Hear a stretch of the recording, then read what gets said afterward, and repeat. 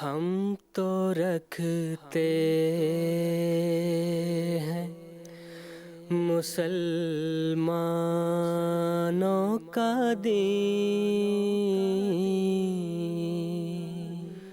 دل سے ہے خدا میں ختم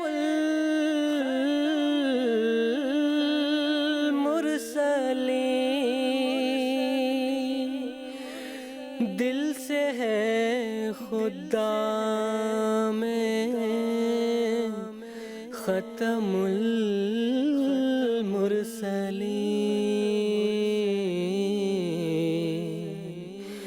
ختم المرسلین۔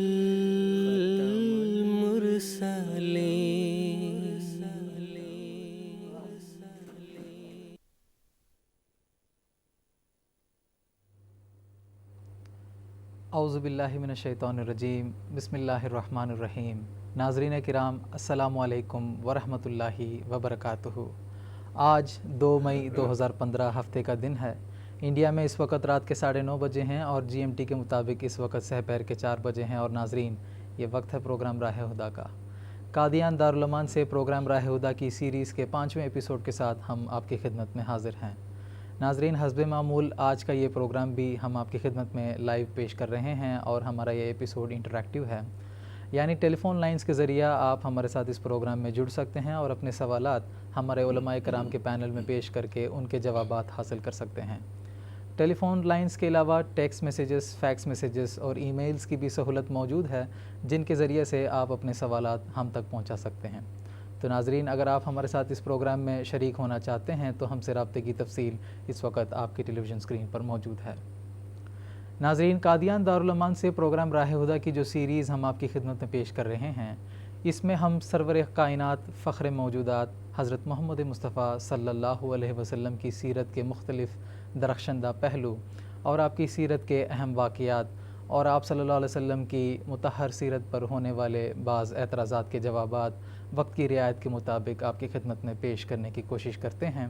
اگرچہ یہ مضمون وسیع تر ہے، لیکن ہم یہ کوشش کرتے ہیں کہ وقت کی رعایت کے مطابق جس قدر تفاصیل آپ کی خدمت میں پیش کر سکتے ہیں ہم وہ آپ کی خدمت میں پیش کی جائے۔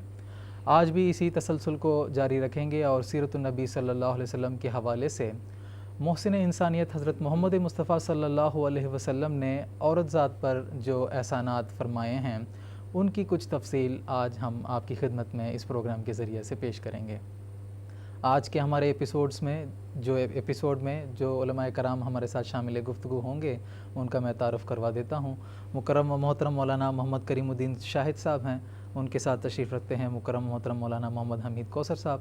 دونوں حضرات ہمارے اس پروگرام کے ریگولر اور پرانے پینلسٹ ہیں۔ میں دونوں حضرات کا پروگرام راہ ہدیٰ میں خیر مقدم کرتا ہوں۔ ناظرین کرام، حضرت محمد مصطفیٰ صلی اللہ علیہ وسلم کے ذریعے سے اللہ تعالیٰ نے بنی نوع انسان کو دین اسلام عطا کیا ہے جو ہر لحاظ سے کامل اور مکمل ہے۔ اسلام نے انسان کو خواہ مرد ہو یا عورت اس کے فطری تقاضوں کے مطابق اس کے فرائض اور حقوق مقرر کیے ہیں، اور جو اس بات کو نہیں سمجھتے ہیں وہ اسلام پر یہ اعتراض کرتے ہیں کہ اسلام میں عورت کی کوئی حیثیت نہیں ہے اور اسلام میں عورت کو کسی قسم کی آزادی حاصل نہیں ہے۔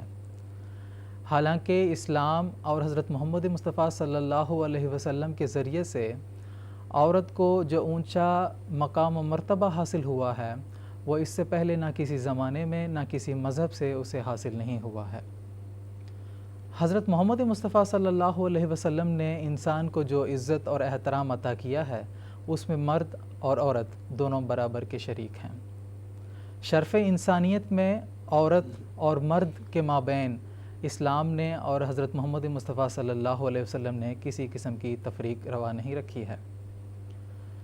اس معاشرے میں جس میں مرد اپنی بیٹیوں کو اس کے پیدا ہوتے ہی زندہ درگور کر دیتے تھے، حضرت نبی کریم صلی اللہ علیہ وسلم نے اسے جینے کا حق دیا۔ حضرت محمد مصطفیٰ صلی اللہ علیہ وسلم نے عورتوں کے حقوق کے تحفظ کا اس حد تک اس کو ادا کیا ہے کہ اس کی نظیر گزشتہ تاریخوں میں نہیں ملتی ہے۔ حضرت محمد مصطفیٰ صلی اللہ علیہ وسلم نے اسلام میں عورتوں کو وہ مقام اور مرتبہ اور درجہ عطا کیا ہے جو آج کے ترقی یافتہ مغربی معاشرے میں بھی ہمیں نظر نہیں آتے ہیں۔ حضرت محمد مصطفیٰ صلی اللہ علیہ وسلم نے یہ تعلیم دی ہے کہ عورت اگر وہ بیوی ہے تو وہ دنیا کا سب سے بڑا خزانہ ہے، اور جو اس کے ساتھ بہترین سلوک کرتا ہے وہ دنیا کا سب سے بہترین انسان ہے۔ عورت اگر وہ بیٹی ہے تو حضرت نبی کریم صلی اللہ علیہ وسلم نے فرمایا کہ وہ آتش دوزخ سے بچنے کا ایک وسیلہ ہے اور وہ ہماری آنکھوں کا ٹھنڈک ہے۔ عورت اگر ماں ہے تو حضرت نبی کریم صلی اللہ علیہ وسلم نے فرمایا کہ اس کے قدموں کے تلے جنت ہے، اور جو اس کی خدمت کرتا ہے وہ جنت کا وارث بنتا ہے۔ غرض حضرت نبی کریم صلی اللہ علیہ وسلم نے عورت کو اس کی ہر حیثیت میں، خواہ وہ ماں ہو یا بیٹی، ہمشیرہ ہو یا شریک حیات، انتہائی اعزاز اور احترام کا مستحق قرار دیا ہے۔ حضرت نبی کریم صلی اللہ علیہ وسلم نے عورت کے ساتھ حسن سلوک میں اس حد تک آپ بڑھے ہوئے تھے کہ عرب قوم اس بات کو، جو کہ اس بات کی عادی نہ تھی، وہ اس بات کو لے کر ٹھوکر کھاتی تھی، اور یہی وجہ ہے کہ آج بھی آپ صلی اللہ علیہ وسلم کا جو حسن سلوک ہے عورتوں کے ساتھ، جو اس حد تک بڑا ہوا ہے، اس کو جو نہیں سمجھتے ہیں وہ آپ صلی اللہ علیہ وسلم کی مقدس سیرت پر اعتراضات کرتے ہیں۔ ناظرین، حضرت نبی کریم صلی اللہ علیہ وسلم نے عورت کو وہ درجہ عطا کیا ہے جو گزشتہ زمانوں میں کسی مذہب نے، کسی تہذیب نے، کسی تمدن نے اس کو ادا نہیں کیا ہے۔ حضرت نبی کریم صلی اللہ علیہ وسلم عورت کے ساتھ حسن سلوک کا ہمیشہ اپنے صحابہ کو اور اپنی امت کو نصیحت کرتے رہے، یہاں تک کہ جب آپ کی وفات کا وقت قریب آیا، اس وقت آپ صلی اللہ علیہ وسلم نے اپنے صحابہ کو جمع کیا اور ان کو جو وصیتیں کیں ان میں سے ایک نصیحت یہ بھی تھی کہ تم عورتوں کے ساتھ ہمیشہ حسن سلوک کرتے رہنا اور ان کے ساتھ عمدگی سے پیش آنا۔ یہ نصیحت آپ صلی اللہ علیہ وسلم نے اپنے آخری وقت میں صحابہ کرام رضوان اللہ علیہم اجمعین کو جمع کر کے ان کو دیا ہے۔ غرض حضرت نبی کریم صلی اللہ علیہ وسلم نے اپنی زندگی بھر میں عورتوں کے ساتھ حسن سلوک کیا ہے اور عورتوں سے حسن سلوک کی نصیحت کی ہے، لیکن کم فہمی کے نتیجے میں آج اسلام پر اور حضرت نبی کریم صلی اللہ علیہ وسلم کی مقدس سیرت پر اس حوالے سے اعتراضات کیے جاتے ہیں۔ تو ناظرین، آج کے پروگرام میں ہم آپ کی خدمت میں وقت کی رعایت کے مطابق اس موضوع پر روشنی ڈالنے کی کوشش کریں گے کہ حضرت اقدس محمد مصطفیٰ صلی اللہ علیہ وسلم نے عورت ذات کے لیے جو آپ نے احسانات فرمائے ہیں، اس کی کچھ تفصیل ہم آپ کی خدمت میں پیش کرنے کی کوشش کریں گے۔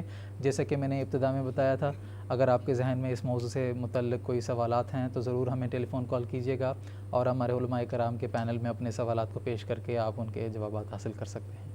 اس مختصر سی تمہید کے بعد اب میں اپنے پروگرام کے فارمیٹ کے حساب سے سب سے پہلا سوال محترم مولانا محمد کریم الدین صاحب شاہد سے یہ کرنا چاہوں گا کہ حضرت نبی کریم صلی اللہ علیہ وسلم کی بعثت کے وقت عرب میں اور دنیا کے دیگر علاقوں میں عورت کی کیا حیثیت تھی، اور حضرت نبی کریم صلی اللہ علیہ وسلم نے عورت کے کیا حقوق بیان فرمائے ہیں، اور عورت کی جو مقام و مرتبہ آپ نے بیان فرمایا ہے، اس کے متعلق کچھ تفصیل ہمیں بتائیں۔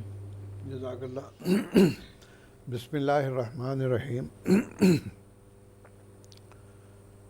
عام طور پر یہ کہا جاتا ہے اور یہ حقیقت بھی ہے کہ عورت اور مرد دراصل گاڑی کے دو پہیے ہیں، کہ اگر ان میں سے ایک پہیہ کمزور ہو، یا ایک چھوٹا ہو ایک بڑا ہو، یا ایک پہیے کی دیکھ ریکھ نہ کی جائے تو ایسی صورت میں لازمی بات ہے کہ گاڑی چل نہیں سکتی۔ تو اسی طرح انسانی معاشرے کو چلانے کے لیے اللہ تعالیٰ نے فطرت کے مطابق یہ بات رکھی ہے کہ عورت اور مرد کے حدود اللہ تعالیٰ نے مقرر کیے ہیں، جسمانی لحاظ سے بھی اور آئلی لحاظ سے بھی اور اقتصادی لحاظ سے بھی۔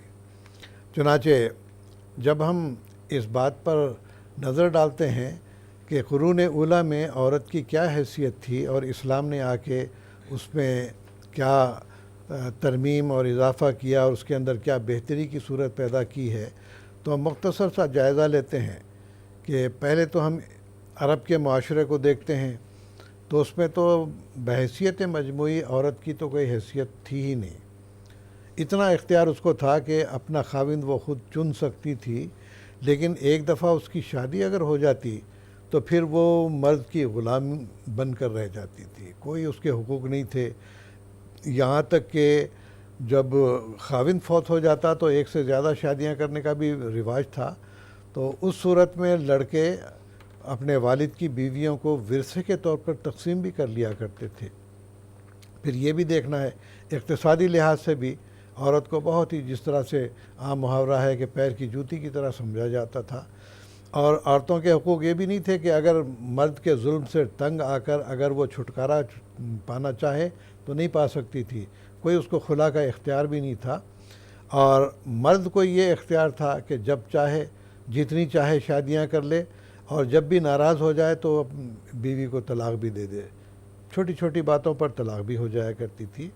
تو یہ بری حالت ایسی تھی کہ معاشرے میں غلاموں سے بھی بدتر بعض دفعہ ایسے حالات تھے۔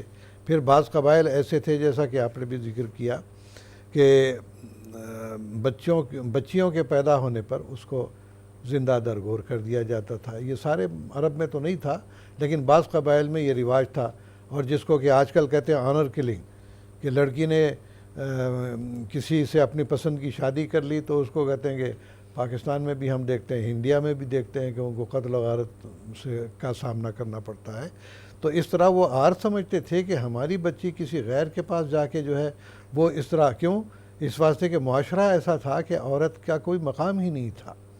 چنانچہ بعض بڑے ایسے دلدوز واقعات بھی آتے ہیں کہ ایک دفعہ ایک شخص آیا مدینے میں اور اس نے اپنا یہ واقعہ بیان کیا کہ میں سفر پہ گیا ہوا تھا۔ اس زمانے میں سفر بھی بڑے لمبے لمبے ہوا کرتے تھے، تجارت کے لیے لوگ جاتے کئی سالوں کے بعد واپس آیا کرتے تھے۔ چنانچہ جب وہ واپس آیا ہے، گھر میں دیکھا کہ ایک 4-5 سال کی بچی کھیلتی پھر رہی ہے، تو اس نے اپنی بیوی سے پوچھا کہ بھئی یہ کون ہے بچی؟ کہنے لگے یہ ہماری بیٹی ہے۔ تو اس نے کہا اچھا، یہ میرے جانے کے بعد پیدا ہوئی ہے؟ تو نے کہا ہاں، آپ کے جانے کے بعد پیدا ہوئی ہے۔ اب دیکھیے معصوم سی خوبصورت سی بچی، لیکن باپ کا دل اتنا سنگ دل کہ کہتے ہیں کہ کچھ دن اس نے گزارے اور کچھ بہانہ کر کے اس بچی کو کہا کہ میں سیر کرنے لے جاتا ہوں، اس کو گھما لاؤں گا۔ کہتا ہے میں جنگل میں لے گیا، بچی کو گڑھا کھوتا رہا، بچی پوچھتی رہی ابا جی یہ کیا کر رہے ہیں آپ؟ اس نے کہا کوئی نہیں، میں انتظام کر رہا ہوں۔ تو اس کے بعد اس نے گڑھا کھود کے بچی کو اس میں ڈالا، مٹی ڈالنے لگی، وہ اپنے چھوٹے منہ سے کہہ رہی ہے کہ ابا جی یہ کیا کر رہے ہیں آپ؟ لیکن وہ سنگ دل انسان مٹی ڈال ڈال کے اس کو پر کر دیا، آخر کار گویا کہ زندہ دفن کر دیا اس کو۔ حضرت نواب مبارکہ بیگم صاحبہ نے یہی بات بیان کی ہے کہ رکھ پیش نظر وہ وقت بہن جب تو زندہ گاڑی جاتی تھی، گھر کی دیواریں روتی تھیں جب تو گھر میں آتی تھی۔ تو یہ اسی طرح قرآن مجید نے بھی اس بات کا ذکر کیا ہے کہ وَإِذَا بُشِّرَ أَحَدُهُم بِالْأُنثىٰ ظَلَّ وَجْهُهُ مُسْوَدًّا وَهُوَ كَظِيمٌ، کہ بچی کی خبر ہوتی چہرہ سیاہ ہو جاتا، شرم کے مارے جو ہے وہ کہتا کہ غصے کو پی جانے والا ہوتا، تو گویا کہ برداشت ہی نہیں تھا کہ کسی کے گھر میں بچی پیدا ہو۔ تو یہ حالت تھی عورت کی، کیوں؟ اس واسطے کہ وہ سمجھتے تھے اور سارے معاشرے میں دیکھتے تھے کہ عورت کی حیثیت کیا ہے، عورت کا مقام کیا ہے، عورت کو کس ذلت کا سامنا کرنا پڑتا ہے، لہٰذا بعض قبائل میں یہ بھی رواج تھا۔ تو بہرحال یہ صرف عرب کی بات نہیں ہے، اللہ تعالیٰ نے قرآن مجید میں فرمایا کہ جب آن وسلم کی بعثت ہوئی ہے تو اس وقت تھا ظہر الفساد فی البر والبحر، خشکی اور تری ہر جگہ، خواہ وہ نسبتاً بہتر معاشرہ ہو یا بالکل گیا گزرا معاشرہ ہو، ہر جگہ وہ جو ہے فساد ہی فساد برپا تھا، اور اس پہ تو پھر عورت کے حقوق کا تو کوئی سوال ہی نہیں پیدا ہوتا۔ تو ان حالات میں آپ دیکھیں گے عیسائیت جو آج بڑے دھڑلے سے کہتی ہے کہ عورت کی آزادی کا انہوں نے پرچم اٹھایا ہوا ہے، اور عورت کو جو ہے وہ کہتے ہیں کہ پورے حقوق ملنے چاہیے، جبکہ فزیکلی آپ دیکھیں گے تو اس میں بھی وہ برابری نہیں کر سکتے ہیں۔ گیمز ہوتی ہیں، آپ دیکھیں گے چاہے اولمپکس ہوں یا اور دوسری گیمز ہوں، عورتوں کی ٹیمیں الگ ہوں گی، مردوں کی ٹیمیں الگ ہوں گی، اور اس کے علاوہ کیوں بھئی اس میں کیوں نہیں مساوات کرتے؟ اس واسطے کہ فزیکلی الگ ہیں، مرد کی قوت زیادہ ہے اور عورتوں کی قوت بہرحال کم ہے۔ اور اس کے علاوہ آپ دیکھیں گے کہ ایک امریکن عورت نے اس بات پہ تبصرہ کرتے ہوئے کہا کہ ہم کو حقوق دینے، مساوات کے حق دینے کے لیے جو ہے نعرہ لگا کر جو ہے کرتے ہیں، دراصل یہ کوشش ہوتی ہے کہ عورت کو ننگا کر کے بازار میں لایا جائے اور مردوں کی ہوس کا جو ہے اس کو ذریعہ بنایا جائے، اور حقیقت بھی یہی ہے۔ اسلام نے اس بات کو مد نظر رکھتے ہوئے غض بصر کی تعلیم دی ہے۔ مردوں کو بھی کہا کہ نظریں نیچی رکھنا ہے اور عورتوں کو بھی کہا کہ نظریں نیچی رکھنا ہے۔ حضرت مسیح موعود علیہ الصلوۃ والسلام نے، ہو سکتا ہے بعض لوگوں کو پردے کے اوپر اعتراض ہو، لیکن ہم یہ بھی دیکھتے ہیں کہ پردے کا رواج صرف اسلام نے نہیں کیا، ہندوستان میں بھی ہم دیکھتے ہیں کہ جو بڑے بڑے خاندان ہیں، مارواڑی خاندان ہیں اور دوسرے خاندان ہیں، ان کے اندر بہو بیٹیوں کو پردہ کرایا جاتا ہے۔ پردہ یہ نہیں کہ برقع ڈالا ہوا ہو، بلکہ یہ کہ گھونگھٹ ڈالا جاتا ہے۔ تو اور اصل اسلامی پردہ بھی یہی ہے۔ تو خیر ایک ضمنی بات آ گئی۔ تو اس لحاظ سے اسلام نے عورت کے تحفظ کے لیے اور عورت کی عزت کو برقرار رکھنے کے لیے یہ بات کی ہے کہ عورت اور مرد باہم خلا ملا نہ کریں، اور اس کے علاوہ جو انسانی حقوق ہیں اس کے لیے اللہ تعالیٰ نے قرآن مجید میں فرمایا کہ جو بھی تم میں سے نیک اعمال کرے گا، چاہے مرد ہو یا عورت، اس کو برابر اجر ملے گا۔ یہ نہیں کہ عیسائیوں کی طرح کہیں کہ عورتوں کو کم اجر ملے گا اور مردوں کو زیادہ اجر ملے گا، بلکہ عیسائیت میں تو یہ بھی نقطہ نظر پایا جاتا ہے کہ یہ ساری جو خرابی پیدا ہوئی ہے حوا کے ورگلانے کی وجہ سے، جو ہے آدم علیہ السلام جو ہے وہ درگاہ خداوندی سے ٹھکرائے گئے، اور اس کے نتیجے میں وہ کہتے ہیں کہ موروثی گناہ انسان کے اندر چل پڑا، وہ کفارہ کا سہارا لیتے ہیں، واللہ عالم کس طرح سے ان کے اندر یہ خیال پیدا ہوا۔ تو گویا کہ حوا کو یا عورت کو بذات ہی جو ہے گناہ کا ایک بڑا محرک قرار دیا گیا ہے اس کے اندر۔ پھر ہم دیکھتے ہیں عام دوسرا ایک بڑا مذہب ہے ہندو دھرم، اس کے اندر بھی عورت کو اتنے حقوق نہیں ہیں جو کہ مرد کو حاصل ہیں۔ تو یہ زیادہ تفصیل میں نہ جاتے ہوئے میں اب اسلامی تعلیمات بیان کرتا ہوں۔ اللہ تعالیٰ نے قرآن مجید میں اس بات کا ذکر کیا ہے کہ انی لا اضیع عمل عامل منکم من ذکر او انثی بعضکم من بعض، دیکھو تم سب ایک ہی جنس سے پیدا کیے گئے ہو، اور جیسا کہ حدیث میں بھی آتا ہے کہ عورت مرد کی پسلی سے پیدا کی گئی ہے، تو اس کا مطلب یہ ہے کہ جنس ایک ہی ہے۔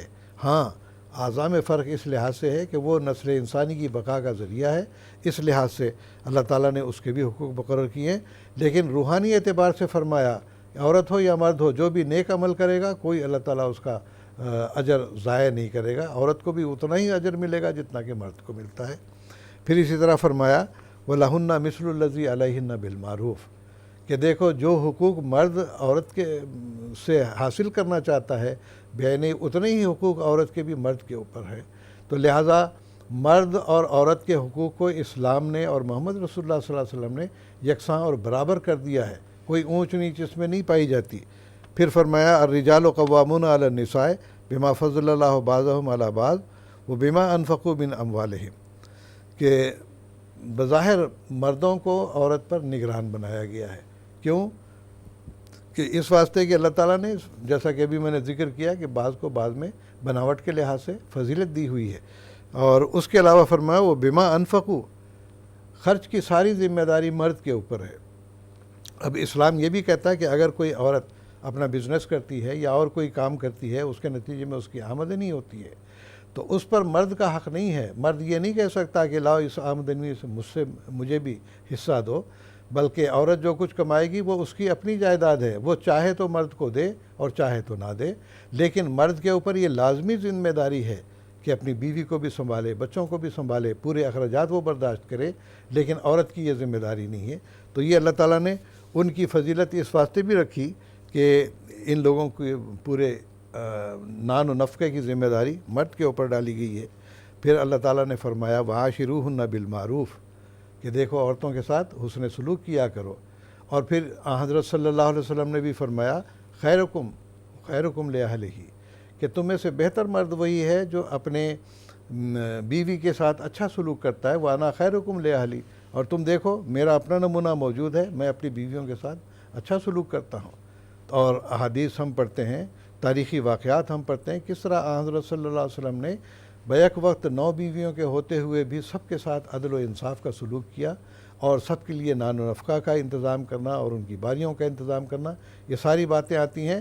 تو حضور صلی اللہ علیہ وسلم نے یہ خود مساوات قائم کر کے دکھا دی کہ عورت اور مرد میں فزیکلی طور پر تھوڑا فرق ضرور ہے، لیکن حقوق کے اعتبار سے، روحانیت کے اعتبار سے بالکل ان میں اور مردوں میں کوئی فرق نہیں کیا جاتا، سوائے اس کے کہ بعض کمزوریاں ہیں عورت کے اندر، وہ الگ بات ہے۔ اسی طرح سے حضرت صلی اللہ علیہ وسلم کے اس نمونے کی وجہ سے پھر آپ دیکھیں گے کہ حضرت صلی اللہ علیہ وسلم کے ساتھ مستورات کی اتنی عقیدت ہو گئی تھی کہ جنگ احد کا واقعہ ہے کہ جب لشکر واپس آ رہا تھا مدینہ تو اس وقت باہر عورتیں نکل کر کھڑی ہوئیں اور وہ پوچھ رہی تھی. ایک عورت نے پوچھا کہ بھائی بتاؤ حضرت صلی اللہ علیہ وسلم کا کیا حال ہے؟ تو لوگوں نے کہا بھائی آپ کے تو والد شہید ہو گئے. اس نے کہا میں نے والد کے بارے میں نہیں پوچھا, یہ بتاؤ کہ محمد صلی اللہ علیہ وسلم کا کیا حال ہے؟ تو لوگوں نے کہا بھئی تمہارے خاوند کی بھی وفات ہو گئی ہے, شہید ہو گئے ہیں, تمہارا بھائی بھی شہید ہو گیا.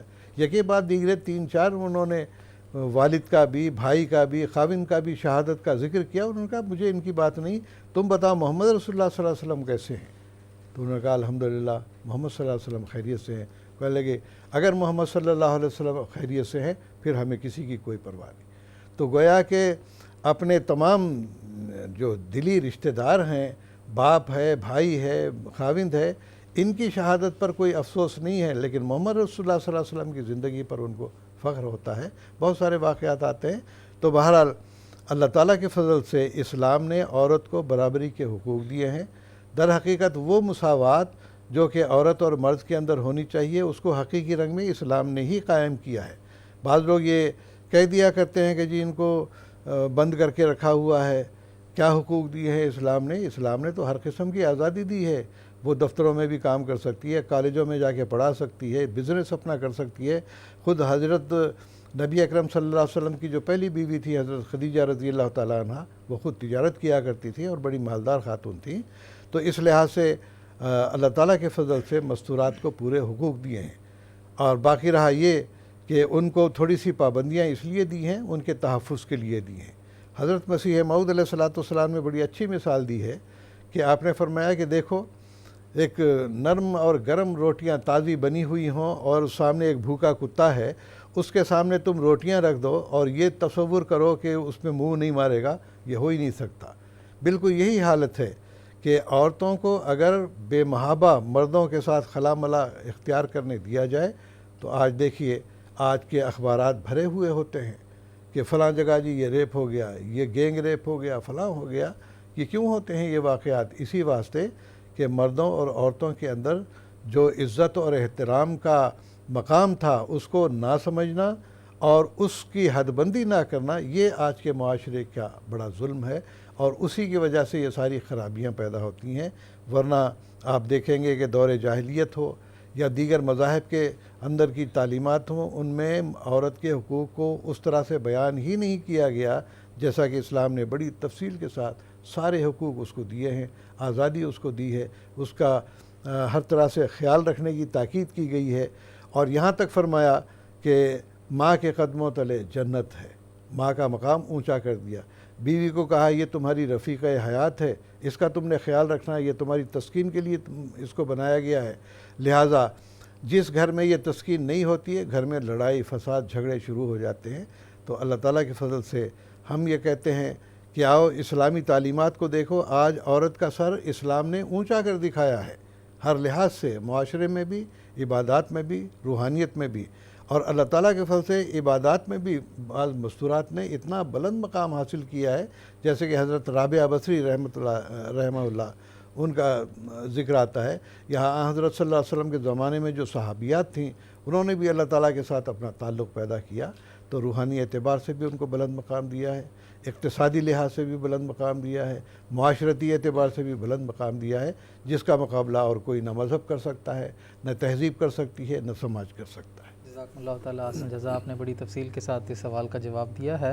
حضرت نبی کریم صلی اللہ علیہ وسلم نے عورت کی عزت, احترام اور حقوق جو قائم فرمایا ہے, جس کی تفصیل آپ نے بیان پیش کی ہے, اس پر جب ہم غور کرتے ہیں تو معلوم ہوتا ہے کہ آپ کی بعثت کے وقت بھی اور آج کے زمانے میں جو جدید معاشرے قائم ہیں, ترقی یافتہ معاشرے قائم ہیں, ان میں بھی ایسے حقوق ہمیں نظر نہیں آتے ہیں جو حضرت نبی کریم صلی اللہ علیہ وسلم نے اپنے زمانے میں قائم فرمائے ہیں. تو دنیا کو اس کو سمجھنا چاہیے. جو تفاصیل ہم نے پیش کی ہے کہ حضرت نبی کریم صلی اللہ علیہ وسلم نے سب سے پہلے عورت کو اس کے حقوق اور اس کو عزت باقاعدہ طور پر عطا فرمایا ہے اور معاشرے میں اس کی ایک حیثیت حضرت نبی کریم صلی اللہ علیہ وسلم نے قائم فرمائی ہے. کچھ ٹیلی فون کالرز ہیں اس وقت ہمارے ساتھ, ان سے بھی بات کرتے ہیں. سب سے پہلے ہم بات کرتے ہیں مکرم ناصر راجپوت صاحب سے، جو کہ جرمنی سے اس وقت ہمارے ساتھ ٹیلی فون لائن پر موجود ہیں۔ السلام علیکم ورحمۃ اللہ ناصر صاحب۔ وعلیکم السلام ورحمۃ اللہ وبرکاتہ۔ میرے دو مختصر سے سوال ہیں۔ پہلا سوال یہ ہے کہ اسلام میں نظریہ ضرورت کی کیا گنجائش ہے، اور اگر ہے تو کیا اجماع امت نظریہ ضرورت ہی کی شکل نہیں؟ ایک سوال یہ ہے، اور دوسرا آج کے موضوع سے ایک سوال ہے کہ لفظ طلاق کا ہمیں قرآن پاک سے پتہ چلتا ہے بحیثیت مسلمان کے، کیا اس کا دیگر مذاہب میں بھی ذکر ملتا ہے، اور اگر ملتا ہے تو اس کے کیا سیاق و سباق تھے یا ہیں؟ جزاکم اللہ جناب، شکریہ۔ مولانا محمد حمید کوثر صاحب سے درخواست کروں گا۔ پہلا سوال کیا تھا؟ پہلا سوال انہوں نے کہا ہے کہ نظریہ ضرورت، اس کا صحیح مفہوم یا کوئی اصطلاح ہے اس کا تو نہیں ہمیں پتہ لگ رہا ہے، کہ کیا علماء امت جو ہیں وہ اجتماع کر کے کوئی ایسی ضرورت کے پیش نظر کوئی فیصلہ کر سکتے ہیں؟ جی، بات یہ ہے کہ آج کل مسلمان جس گمراہی میں اور جس انتشار کا شکار ہیں، نئی نئی اصطلاحیں یہ ایجاد کرتے ہیں۔ یہ نظریہ ضرورت یہ بات بتاتے ہیں یہ لوگ کہ آج کے نظریات اور آج کی جو ضرورت ہے، جو عصر حاضر کی ضروریات ہیں، یہ ویسے ہیں کہ ان کے بارے میں صراحت سے قرآن مجید اور سنت اور احادیث میں موجود نہیں۔ کیا ان کے بارے میں کوئی نئی نظریات بنائے جا سکتے ہیں؟ اور اس میں سے ایک بڑا مسئلہ ان کا یہ پیدا ہوتا ہے کہ اتحاد امت کے لیے کوئی ایسا نظریہ ہونا چاہیے جس سے کہ یہ ساری امت اکٹھی ہو جائے۔ یہ ایک ضرورت ہے، اس کا حل کیا ہے؟ یہ ہے اصل مسئلہ ان کا۔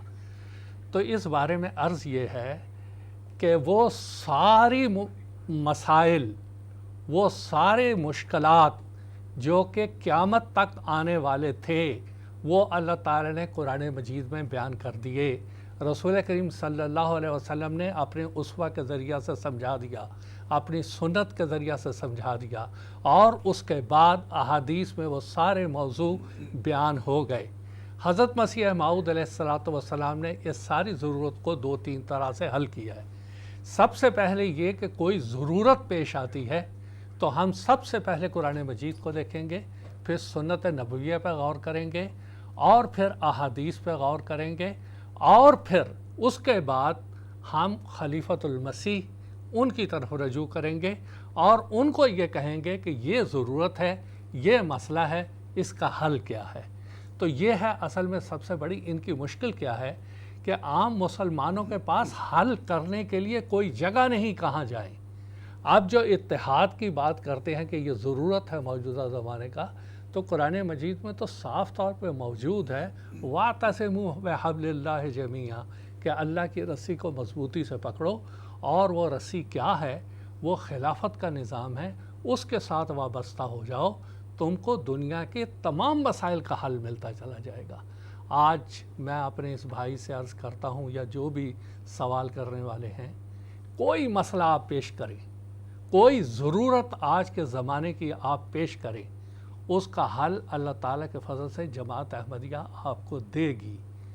آپ قرآن مجید سے دے گی، احادیث سے دے گی، سنت سے دے گی، اور سب سے بڑھ کر ہمارے پاس وَاعْتَصِمُوا بِحَبْلِ اللَّهِ، جو اللہ کی رسی ہے، خلافت کا نظام ہے، جس کا تعلق اللہ تعالیٰ سے ہے، وہ نئے مفہوم، نئے تفہیم کے مطابق آپ کو تمام ضروریات اور تمام مسائل کا حل پیش کرے گی۔ جزاکم اللہ تعالیٰ حسن جزا۔ ان کے سوال کا دوسرا حصہ تھا کہ طلاق کا تصور دیگر مذاہب میں بھی پایا جاتا ہے۔ طلاق ایک ایسی چیز ہے جس کا تصور دوسرے مذاہب میں نہیں ہے۔ مثال کے طور پہ ہندو مذہب جہاں ہم رہ رہے ہیں، ان کے اندر طلاق کا تصور نہیں۔ ان کا مطلب یہ ہے کہ جو ایک مرد اور عورت کا رشتہ قائم ہوتا ہے، یہ 7 جنموں تک رہتا ہے، اور ایک ستی کی رسم ان کے اندر اسی لیے جاری ہوئی کہ مرد عورت، اب مرد تو چلا گیا، اور اس کے بعد عورت کیا کرے گی؟ وہ بھی اس کے ساتھ ہی جائے گی، لیکن وہ سلسلہ بعد میں بند ہو گیا۔ تو کوئی ان میں نہیں ہے، نہ عیسائیوں میں ہے، نہ یہود میں ہے۔ موجودہ زمانے میں وہی ضرورت کا جو مسئلہ پیش آیا، اب انہوں نے بعض اس میں استثناء تلاش کرنے شروع کی ہیں کہ کسی طرح سے اس کو الگ کیا جائے، ورنہ جو پرسنل لاز بنے ہوئے ہیں اس میں مذاہب کے اعتبار سے جو دوسرے تمام مذاہب ہیں اس میں طلاق کا تصور نہیں ہے، لیکن جس طرح سے اسلام نے اس کو اعلیٰ طور پر ایک نظام کے تحت اور ایک دونوں کو حقوق دیتے ہوئے جو نظام قائم کیا ہے، اس طرح کا حق دوسرے میں نہیں ہے۔ مرد کو اگر حق ہے کہ وہ عورت سے الگ ہو جائے، اسی طرح عورت کو بھی حق ہے، جس کو ہماری اصطلاح میں خلا کہا جاتا ہے، وہ بھی مرد سے طلاق لے سکتی ہے۔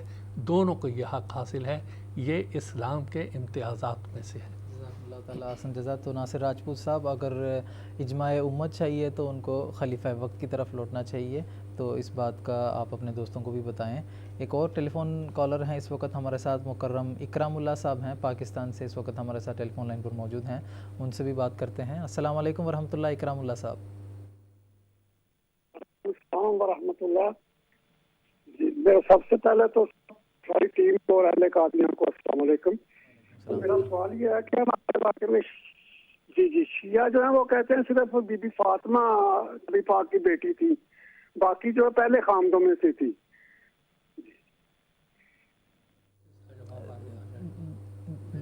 جی جناب، ٹھیک ہے، انشاءاللہ آپ ہمارا پروگرام دیکھتے رہیے گا، انشاءاللہ اس کا جو جواب ہے وہ آپ کا جو سوال ہے یہ ہمارے پروگرام کے جو فارمیٹ کے متعلق جو سوال ہیں ان کا بھی حصہ ہے، تو انشاءاللہ آپ ہمارا پروگرام دیکھتے رہیے گا، وقت پر آپ کو اپنے سوال کا جواب مل جائے گا۔ اب ہم بات کرتے ہیں مکرم عارف الزمان صاحب سے، جو کہ بنگلہ دیش سے اس وقت ہمارے ساتھ ٹیلی فون لائن پر موجود ہیں۔ السلام علیکم ورحمۃ اللہ، عارف الزمان صاحب۔ وعلیکم السلام ورحمۃ اللہ۔ وعلیکم السلام جی، ہم آپ کو سن رہے ہیں، اپنا سوال پیش کریں۔ میرا سوال ہے، قرآن مجید میں ہے ما ملکت ایمانکم، اس کا وضاحت فرمائیے۔ جزاک اللہ جناب، شکریہ۔ مولانا محمد حمید کوثر صاحب سے درخواست کروں گا۔ جی، قرآن مجید میں ہے ما ملکت ایمانکم، ملکت مالک ہوئے تمہارے دانے ہاتھ، جس چیز کے تمہارے دانے ہاتھ مالک ہوئے۔ اس کی بہت سی تفاسیر ہیں، بہت سے مفہوم ہیں، اور اس سب کو تو اس مختصر سے وقت میں سمیٹا نہیں جا سکتا، لیکن جو عام طور پر یہ سوال ہوتا ہے موجودہ زمانے میں ما ملکت ایمانکم کے تعلق سے، وہ غلام اور لونڈیوں کے بارے میں ہے کہ یہ کس قسم کے غلام ہیں، کس قسم کے لونڈیاں ہیں۔ اس بارے میں عرض کروں کہ جس زمانے کی یہ بات ہو رہی ہے، اس زمانے میں اللہ تعالیٰ نے مسلمانوں کو یہ اجازت دی تھی سورہ حج میں، اُذِنَ لِلَّذِينَ يُقَاتَلُونَ بِأَنَّهُمْ ظُلِمُوا إِنَّ اللَّهَ عَلَىٰ نَصْرِهِمْ لَقَدِيرٌ، کہ اللہ تعالیٰ ان کی نصرت پر قادر ہے جن کے خلاف قتال کیا جاتا ہے۔ جو دفاعی جنگیں اس زمانے میں شروع ہوئی تھیں، یہ اس زمانے کی بات ہے، اور سورہ محمد میں اس کی وضاحت کی گئی ہے کہ جب تمہاری کفار کے ساتھ آمنا سامنا ہو، تصادم ہو، جنگ ہو، تو اچھی طرح سے لڑائی کرو اور خون بہے اس کے اندر۔ اس کے بعد جو تم قیدی بناؤ، ان کی دو صورتیں اسلام نے بتائی تھیں، یا تو ان کو جب لڑائی ختم ہو جائے اور لڑائی کے سارے بات کے دوافع بھی ختم ہو جائیں، تو اس کے بعد دو صورتیں ہیں، یا تو ان کو آپ فدیہ لے کے چھوڑ دو یا احسان کے طور پہ چھوڑ دو، یہ دو صورتیں ہیں۔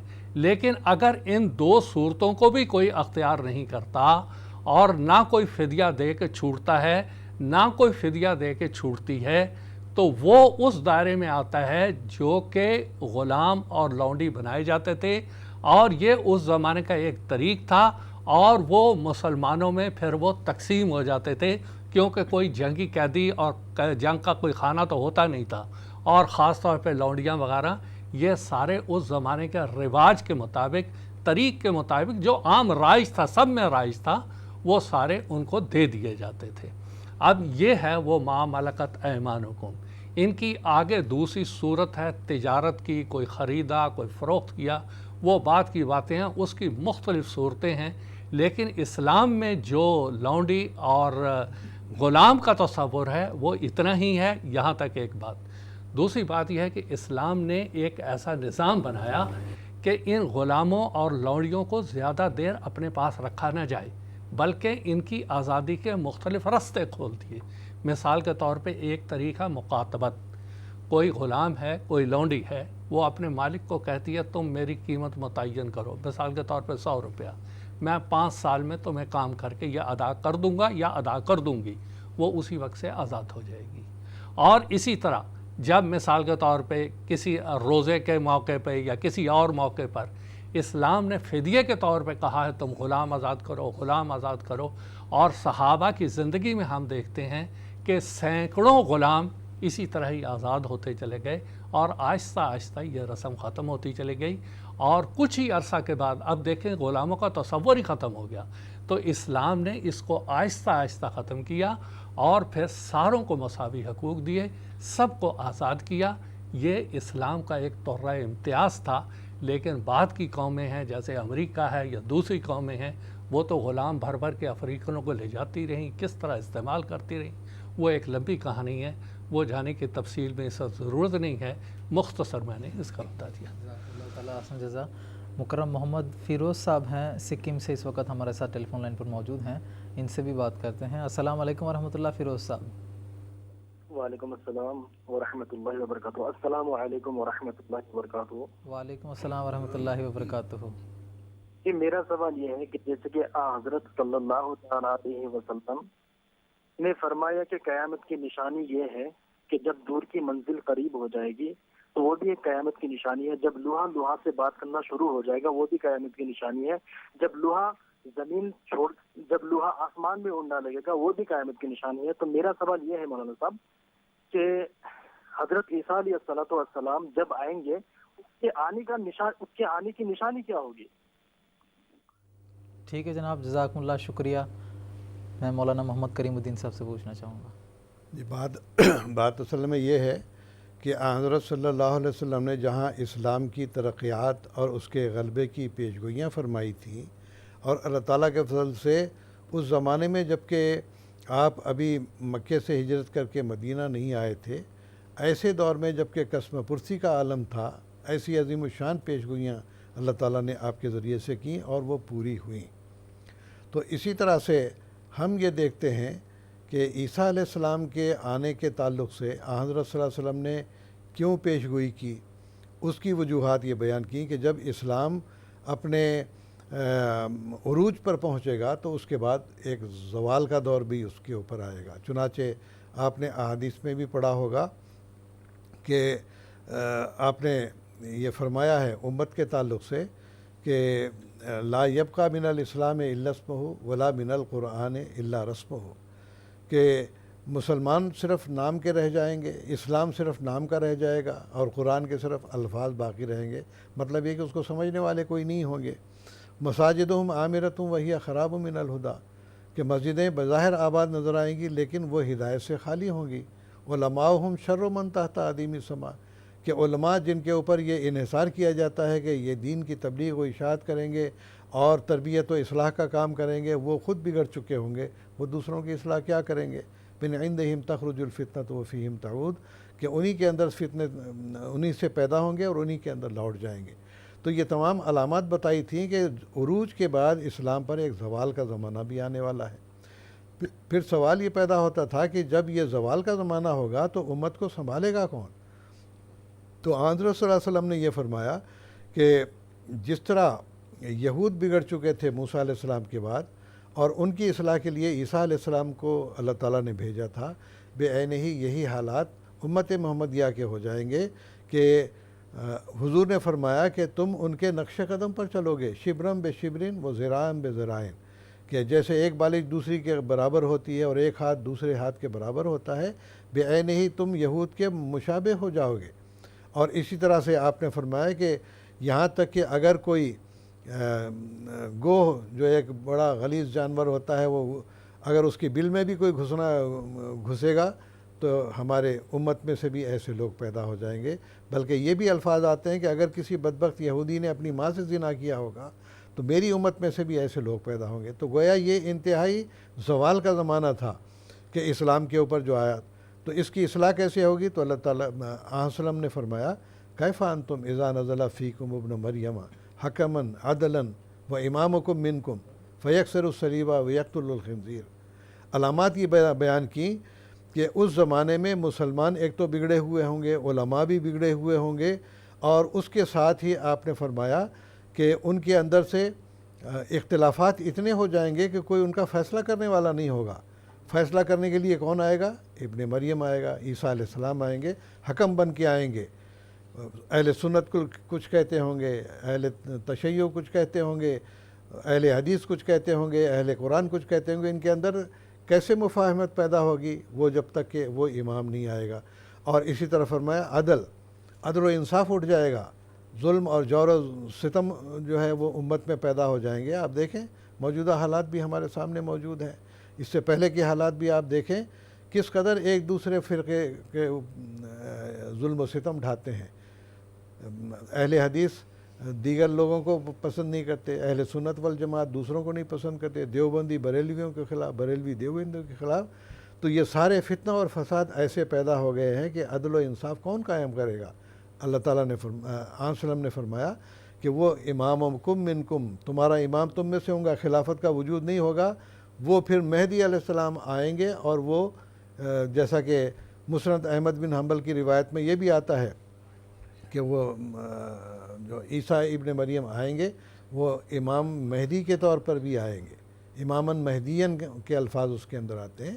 تو بہرحال میرے بھائی بات یہ ہے کہ جیسے قیامت کی نشانیاں قرآن مجید میں بھی بیان ہوئی، آن وسلم نے بھی بیان فرمائی، بیانی اسی طرح سے امت کے بگڑنے اور اس کی اصلاح کے لیے بھی حضرت صلی اللہ علیہ وسلم نے فرمایا مایوس ہونے کی ضرورت نہیں ہے۔ اس زمانے میں جس طرح یہودیوں کے بگڑنے کے بعد عیسیٰ علیہ السلام ان کی ہدایت کے لیے آئے تھے، میری امت میں سے بھی جب یہ امت بگڑ جائے گی تو عیسیٰ علیہ السلام کا مسیح اس دنیا میں آئے گا، اور وہ ان کو ہدایت پر قائم کرے گا، ان کے اندر عدل قائم کرے گا، ان کا حکم ہوگا، اور فرقوں کے درمیان باہمی مفاہمت پیدا کر کے امت محمدیہ کو امت واحدہ بنائے گا۔ جی جزاکم اللہ تعالیٰ حسن جزا۔ پھر جو انہوں نے قرب قیامت کی نشانی کے طور پر یہ بتایا ہے کہ لوہا آسمان میں اڑے گا، تو یہ بھی تو دراصل حضرت مسیح موعود علیہ السلام کی آمد کی ایک علامت ہے۔ جس طرح کہ آپ نے آخری زمانے میں اسلام کے بگڑنے کے تعلق سے احادیث کی روشنی میں باتیں بتائی ہیں، تو یہ بھی دراصل روحانی عالم میں ایک قیامت برپا ہوا، جس کے نتیجے میں جو پیشگوئیاں تھیں کہ لوہا آسمان پر اڑے گا، تو آج کل جو ایروپلین اور ہیلی کاپٹر جو آسمان پر اڑ رہے ہیں، یہ بھی دراصل انہی پیشگوئی کا پورا ہونا ہی ہے۔ اور اسی زمانے میں حضرت اقدس مرزا غلام احمد صاحب قادیانی علیہ السلام اس دنیا میں مبعوث ہوئے، اور آپ نے یہ دعویٰ فرمایا کہ اللہ تعالیٰ نے آپ کو عیسیٰ علیہ السلام کی صفات میں متصف کر کے اس دنیا کی اصلاح کے لیے اس وقت مبعوث فرمایا ہے۔ تو یہ تمام جتنے بھی ہمارے اہل سنت ہوں یا دوسرے علماء ہیں، انہوں نے اس بات کو بیان کیا ہوا ہے کہ اب تو قرب قیامت کی علامات ساری کی ساری پوری ہو چکی ہوئی ہیں، اور والمہدی و تحیّ للخروج، اب مہدی تو آنے ہی والا ہے، لیکن افسوس کی بات یہ ہے کہ آنے والا آ گیا، لیکن اس کو پہچان کر اس کے ایک پلیٹ فارم پر امت واحدہ بننے کی بجائے اس جماعت کو جو ہے خارج اسلام ہی قرار دے دیا گیا۔ جی جزاکم اللہ۔ اب ہم بات کرتے ہیں مکرم محمد سالک صاحب سے، جو کہ کینیڈا سے اس وقت ہمارے ساتھ ٹیلی فون لائن پر موجود ہیں۔ السلام علیکم ورحمۃ اللہ محمد سالک صاحب۔ وعلیکم السلام ورحمۃ اللہ وبرکاتہ۔ آپ لوگ کو بھی مولانا کو بھی السلام علیکم ورحمۃ اللہ۔ ہم ادھر مولانا جو مولوی ادھر ہوتے ہیں نا، ہم پوچھتے ہیں رسول کریم صلی اللہ علیہ وسلم کا کتنا بیوی ہے؟ کوئی کہتے ہیں 10، کوئی کہ ہے 11، کوئی کہتے ہیں 12، کوئی کہتے ہیں 13۔ کریکٹ کتنا تھا؟ اور بیوی ان کا ایک بیوی تھا، بیوی سودا اور حضرت عائشہ، یہ دونوں کا کیا کوئی رشتہ ہے؟ یہ بتانا ہے۔ ٹھیک ہے جناب، جزاکم اللہ، شکریہ۔ اس کے تعلق سے تو ہم اپنے گزشتہ ایپیسوڈ میں بھی بات کر چکے ہیں، تاہم اس وقت میں مولانا محمد کریم الدین شاہد صاحب سے پوچھوں گا کہ حضرت نبی کریم صلی اللہ علیہ وسلم کی کتنی بیویاں تھیں؟ جی، بات یہ ہے کہ تعدد ازدواج کا مسئلہ، یہاں پر ایک بات کی پہلے میں وضاحت کر دوں، اور انشاءاللہ تعالی ہمارے آگے اس ایپیسوڈ میں بھی اس بارے میں بحث ہوگی انشاءاللہ مختصر طور پر۔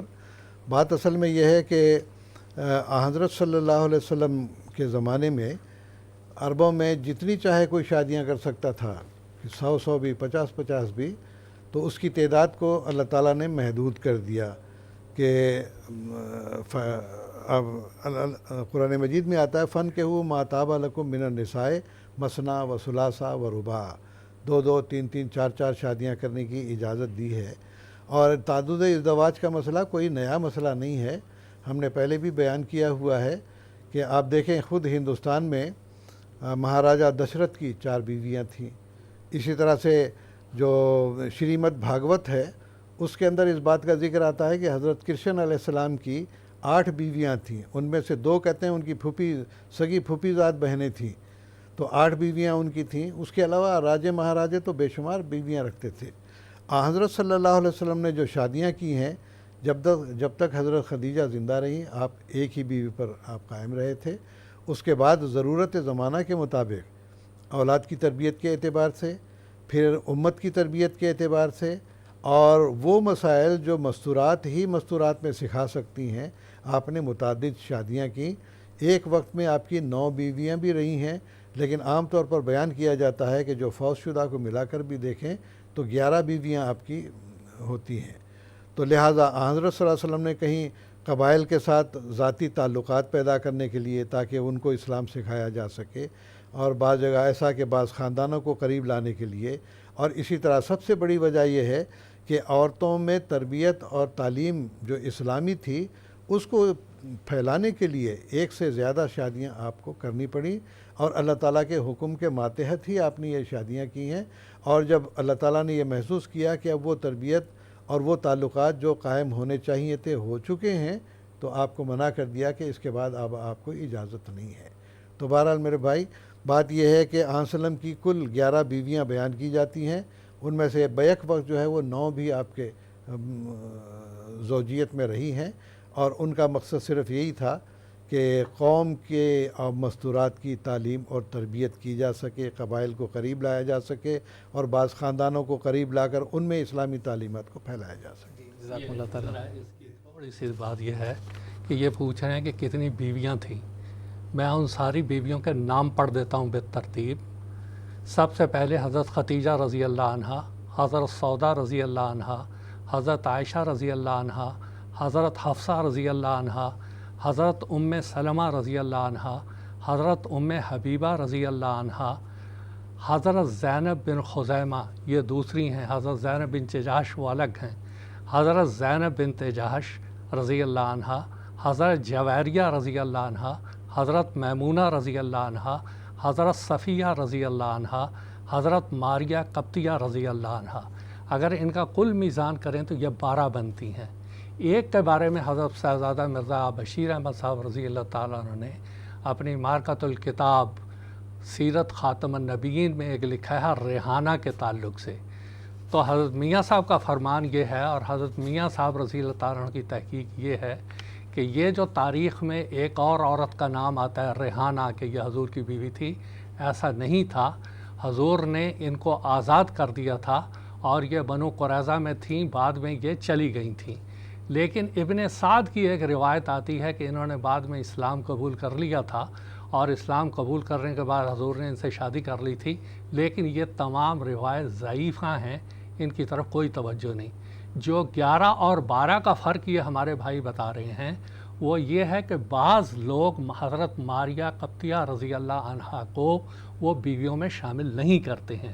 جماعت احمدیہ ان ساری امہات المومنین کو وہ برابر تسلیم کرتی ہیں، کوئی باہر نہیں تھی، اور بلکہ وہ تو حضرت صاحبزادہ ابراہیم کی والدہ تھیں، اور ان کو کیوں نہیں امہات المومنین میں تسلیم کرتے یہ لوگ، یہ ایک الگ مسئلہ ہے۔ تو یہ کل 12، اور اگر ریحانہ کو بھی شامل کیا جاتا ہے تو یہ 13 بنتی ہیں کل۔ اللہ تعالیٰ احسن جزا۔ اب ہم اپنے پروگرام کو آگے بڑھاتے ہیں۔ حضرت نبی کریم صلی اللہ علیہ وسلم کی آئلی زندگی کے آغاز کے تعلق سے ہم اپنے گزشتہ ایپیسوڈز میں بات کر چکے ہیں، اور حضرت خدیجہ رضی اللہ تعالیٰ عنہ کے ساتھ آپ کی شادی کا بھی ذکر ہو چکا ہے گزشتہ ایپیسوڈز میں۔ اب میں آپ سے یہ سوال کرنا چاہوں گا محترم مولانا محمد حمید کوثر صاحب سے، حضرت عائشہ رضی اللہ تعالیٰ عنہ سے حضرت نبی کریم صلی اللہ علیہ وسلم کی شادی کے متعلق تفاصیل میں آپ سے جاننا چاہوں گا۔ جی، قبل اس کے کہ میں اس کی تھوڑی سی وضاحت بیان کروں، یہ عرض کرنا چاہتا ہوں کہ اسلام ایک ایسا مذہب اور ایک ایسا دین ہے جو ہر لحاظ سے کامل اور مکمل ہے۔ بعض امتیازات اس میں ایسے ہیں جو دوسرے مذاہب میں قطعاً نہیں ہیں۔ مثال کے طور پہ اسلام کا ایک رکن ہے حج۔ مناسک حج میں سے ایک رکن ہے صفا اور مروہ کی سعی، اور یہ علامت ہے حضرت حاجرہ رضی اللہ عنہا کی، جو کہ ایک عورت تھیں اور وہ پہلے صفا اور پھر مروہ میں چڑھیں۔ ان کی اتباع میں آج تک ہر حاجی، کروڑ حاجی جو گئے ہیں، وہ اس عورت کی یاد میں کہ وہ خدا کی یاد میں کیسے تڑپی تھی، اور ایک مناسک حج میں سے اس میں شامل کیا گیا، وہ اس کی یاد میں اور اس کی قربانی کو زندہ رکھنے کے لیے وہ مناسک حج اور ایک ضروری عبادت میں اس کو شامل کیا گیا۔ یہ ایک امتیازات میں سے تھا۔ دوسری بات یہ کہ یہ ازواج، رسول کریم صلی اللہ علیہ وسلم کی ازواج مطہرہ کے بارے میں اللہ تعالیٰ نے فرمایا وَأَزْوَاجُهُ أُمَّهَاتُهُمْ، کہ رسول کریم صلی اللہ علیہ وسلم کی جتنی ازواج ہیں وہ مومنوں کی مائیں ہیں۔ تو رسول کریم صلی اللہ علیہ وسلم نے جو شادیاں کی اس میں سے سب سے پہلے حضرت خدیجہ رضی اللہ عنہا کی شادی تھی، جس کا ذکر پہلے ہو چکا ہوا ہے۔ اس کے بعد حضرت عائشہ رضی اللہ، پھر اس کے بعد جو دوسرے نمبر پر شادی ہوئی وہ حضرت سودا کی تھی۔ حضرت خدیجہ رضی اللہ عنہا کی وفات ایسے وقت میں ہوئی جب کہ رسول کریم صلی اللہ علیہ وسلم کی عمر تقریباً 50 سال کے قریب تھی۔ آپ کے چھوٹے چھوٹے بچے تھے اور بیٹیاں تھیں، 4 بیٹیاں تھیں، تو وہاں ایک ضرورت محسوس ہو رہی تھی کہ رسول کریم صلی اللہ علیہ وسلم شادی کریں۔ چنانچہ آپ نے جو دوسری شادی کی وہ بھی ایک بیوہ سے، حضرت سودا رضی اللہ عنہا سے۔ اسی زمانے میں آپ نے حضرت عائشہ رضی اللہ تعالیٰ عنہا سے نکاح کیا اور شادی اس کے بعد ہوئی۔ ایک اعتراض جو عام طور پہ کیا جاتا ہے وہ یہ کہ حضرت عائشہ کی شادی کے وقت عمر کیا تھی؟ تو بات یہ ہے کہ اگر اس کو پوری تحقیق کے ساتھ اس معاملے کو لیا جائے تو حضرت عائشہ کی پیدائش سن 4 نبوی میں ہوئی تھی، یعنی اسلام کی ابتدا کے 4تھے سال آپ کی پیدائش ہوئی، اور اس کے بعد 14ویں سال میں ہجرت ہوئی، یعنی ہجرت کے وقت حضرت عائشہ رضی اللہ عنہا کی عمر 10 سال تھی، اور اس کے 2 سال کے بعد ان کی شادی اور رخصتانہ ہوا، یعنی جب ان کا رخصتانہ ہوا اس وقت حضرت عائشہ کی عمر 12 سال تھی، اور یہ عمر بالکل مناسب تھی۔ اب جو لوگ اس کے اوپر اعتراض کرتے ہیں ان کی خدمت میں عرض ہے کہ بات یہ ہے کہ حضرت عائشہ رضی اللہ عنہا کی جب مدینہ میں شادی ہوئی تھی تو یہی وہ عمر تھی جب مدینہ میں عام طور پہ لڑکیوں کی شادیاں ہوا کرتی تھی، اور یہی وجہ ہے کہ جب شادی ہوئی تو مدینہ میں سے نہ کسی منافق نے، نہ کسی دشمن نے، نہ کسی کافر نے اس چھوٹے عمر ہونے پر کوئی اعتراض کیا، جو اس بات کا ثبوت ہے کہ حضرت عائشہ کی جو شادی کی عمر تھی وہ بالکل مناسب عمر تھی۔ اور دوسری بات یہ ہے کہ بعض لڑکیاں ایسی ہوتی ہیں جو کہ پرورش کے اعتبار سے، اچھے آسودہ خاندانوں میں رہنے کے اعتبار سے ان کی جسمانی نشو و نما بہت اچھی ہوتی ہے اور وہ جلد بلوغت کی عمر میں پہنچ جاتی ہیں، اور اسی طرح ہی یہ جو عرب کی لڑکیاں ہیں، خاص طور پہ بعض عمراء کے گھرانوں کی، ان کے اندر بھی وہ جلدی بلوغت کی عمر میں پہنچ جاتی ہیں، اور شادیوں کی یہی عمر تھی جو کہ یہاں بیان کی گئی ہے۔ اب اس کے بعد بعض جدید محققین نے یہاں تک کہا ہے کہ ان کی عمر 14 سال اور 15 سال کے قریب تھی۔ اب یہاں سوچنے کی بات یہ ہے کہ ہمارے ہندوستان میں پارٹیشن سے قبل 1934 میں بعض کتابیں اس قسم کی لکھی گئی ہیں کہ وہ پڑھی بھی نہیں جا سکتی، انہوں نے بہت فتنے برپا کیے، اور ان میں سے ایک کتاب میں خاص طور پہ اس کو نشانہ بنایا گیا کہ حضرت عائشہ ام المومنین رضی اللہ عنہا کی عمر اتنی کم تھی اور حضور نے ان سے شادی کی۔ یہ جنہوں نے یہ کتابیں لکھی شاید ان کو یہ علم نہیں کہ خود ہندو کتابوں کے اندر یہ بات منو سمرتی ہے، اس کے اندر یہ لکھا ہوا ہے کہ 12 اور 8 سال کی کنیا کا وواہ ہو سکتا ہے، اور منو سمرتی میں یہ بات وضاحت کے ساتھ لکھی ہوئی ہے، تو وہاں سے ہی ان کو سیکھ لینا چاہیے تھا اور ان باتوں کے اوپر اعتراض نہیں کرنا چاہیے تھا۔ اب حضرت عائشہ رضی اللہ تعالی عنہا، اب ان کے بارے میں کچھ اور باتیں جو وضاحت سے بیان کرنا ضروری ہیں، وہ یہ کہ حضرت عائشہ کی چھوٹی عمر میں شادی ہوئی تھی، جوانی کی عمر میں شادی ہوئی تھی۔ یہ واحد خاتون تھیں جو رسول کریم صلی اللہ علیہ وسلم کے نکاح میں باقرہ ہونے کی حیثیت سے آئی تھیں، اور ان کا حافظہ بہت زبردست تھا، اور یہی وجہ ہے کہ 2000 کے قریب حدیثیں ہیں جو ان سے مروی ہیں، اور رسول کریم صلی اللہ علیہ وسلم کے بعد 48 سال یہ زندہ رہیں، اور بہت سے صحابہ کو انہوں نے احادیثیں بتائیں اور سکھائیں۔ اور دوسری بات یہ کہ خاص طور پہ عورتوں میں اسلام سکھانا، اور جو نئی اسلام میں داخل ہوتی تھیں ان کو اسلامی تعلیمات سکھانا، ان میں ان کا ایک بہت بڑا کردار رہا، بہت اہم کردار رہا جو انہوں نے اختیار کیا۔ ابھی ایک بھائی نے سوال کیا کہ شیعہ حضرات اعتراض کرتے ہیں۔ شیعہ اعتراض کرتے ہیں، اب کیا کر سکتے ہیں ہم؟ لیکن جتنی مظلومہ یہ ام المومنین تھی، اس زمانے میں بھی ان کے اوپر اعتراض ہوئے، واقعہ افک اس کا ثبوت ہے۔ اس کے بعد جو اعتراضات شیعوں کا سلسلہ چلا، اگر یہ شیعہ حضرات ہمارے بھائی یہ ذرا سا قرآن مجید پر غور کرتے تو اس قسم کی باتیں نہیں کرتے۔ اللہ تعالیٰ نے قرآن میں الطیبات للطیبین کہ نیک ہی نیک عورتوں کے ساتھ ہوتے ہیں، یہ تو ان کو بھی تسلیم ہے کہ حضرت عائشہ رسول اکرم صلی اللہ علیہ وسلم کی زوجہ مبارکہ تھیں، کیا وہ طیبہ نہیں تھیں؟ جب رسول اکرم صلی اللہ علیہ وسلم طیب تھے، لازمی بات ہے وہ طیبہ ہیں، اور ایسی خاتون کے بارے میں ایسی باتیں کہنا وہ زیب نہیں دیتا ہے۔ پہلے یہ باتیں محدود تھیں، موجودہ زمانے میں ٹی وی چینلوں پہ ایسے باتیں کرنا، امہات المومنین کی شان میں یہ باتیں کرنا، یہ درست بات نہیں ہے۔ اسی طرح اس بھائی نے ایک اور سوال کیا، اس کا بھی یہاں جواب کہ شیعہ حضرات کہتے ہیں کہ صرف فاطمہ ہی رسول اکرم صلی اللہ علیہ وسلم کی بیٹی تھی۔ ایسا نہیں ہے، رسول اکرم صلی اللہ علیہ وسلم کی 4 بیٹیاں تھیں، 4 صاحبزادیاں تھیں، زینب رضی اللہ عنہ، رقیہ رضی اللہ عنہ، ام کلثوم رضی اللہ عنہ، فاطمہ رضی اللہ عنہ، 4 بیٹیاں تھیں۔ زینب ابو العاص سے بیاہی ہوئی تھیں، رقیہ اور ام کلثوم ذو النورین حضرت عثمان رضی اللہ تعالیٰ عنہ سے بیاہی ہوئی تھیں، اور فاطمہ رضی اللہ عنہ حضرت علی رضی اللہ عنہ سے بیاہی ہوئی تھیں۔ اصل میں یہ ایک اندر سازش کیا ہے؟ جب شیعہ حضرات یہ کہتے ہیں کہ صرف فاطمہ تھیں، گویا وہ 3 بیٹیوں کا انکار کرتے ہیں تاکہ وہ اہل بیت میں شمار نہ ہوں، حالانکہ اہل بیت میں تمام بیویاں اور تمام بیٹیاں شامل ہیں۔ تو یہ بات ان کو یاد رکھنی چاہیے۔ پھر احادیث میں ہم دیکھتے ہیں رسول اکرم صلی اللہ علیہ وسلم فرماتے ہیں کہ آپ کی شادی حضرت عائشہ سے ہوئی کیسے؟ وہ بھی اللہ تعالیٰ نے خاص طور پہ حضرت جبریل علیہ السلام نے، آپ فرماتے ہیں، ایک رومال دیا، اس رومال میں ایک تصویر تھی اور وہ حضرت عائشہ رضی اللہ عنہ کی تھی، اور کہا یہ گیا یہ تیری بیوی ہے دنیا اور آخرت میں۔ پھر اسی طرح رسول اکرم صلی اللہ علیہ وسلم فرماتے تھے کہ مجھے جب وحی آتی ہے، میں حضرت عائشہ کے گھر میں ہوتا ہوں تو مجھے وحی آتی ہے، ان کے بستر میں ہوتا ہوں ان کی وحی آتی ہے، یہ وحی کسی اور جو میری زوجہ مطہرات ہیں ان میں سے کسی گھر میں نہیں آتی۔ اس سے حضرت عائشہ کی فضیلت ثابت ہوتی ہے کہ آپ کتنی عظیم اور کتنی مقدس اور کتنی پاک باز تھیں۔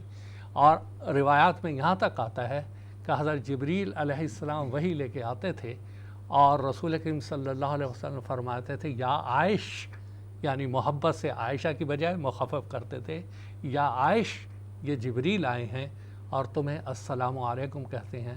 آپ فرماتی تھیں وعلیکم السلام، میں تو انہیں دیکھتی نہیں، وہ مجھے دیکھ رہے ہیں، میری طرف سے بھی ان کو سلام پہنچا دیں۔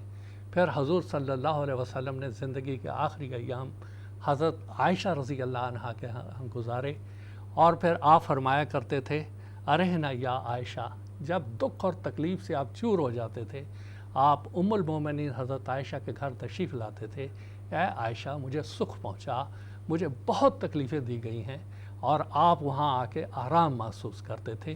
تو یہ حضرت عائشہ کی خصوصیات ہیں۔ اب ایک بات آخر پہ اور جو میں عرض کرنا چاہتا ہوں وہ یہ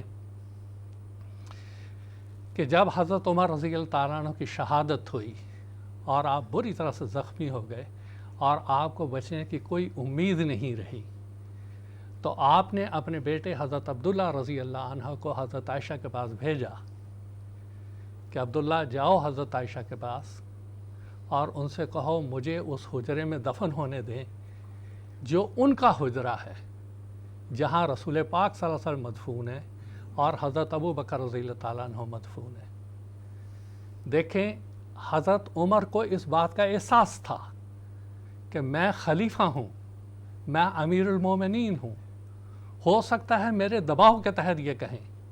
آپ نے حضرت عبداللہ کو کہا ان کو جا کے کہنا عمر کہہ رہا ہے، امیر المومنین نہیں کہنا۔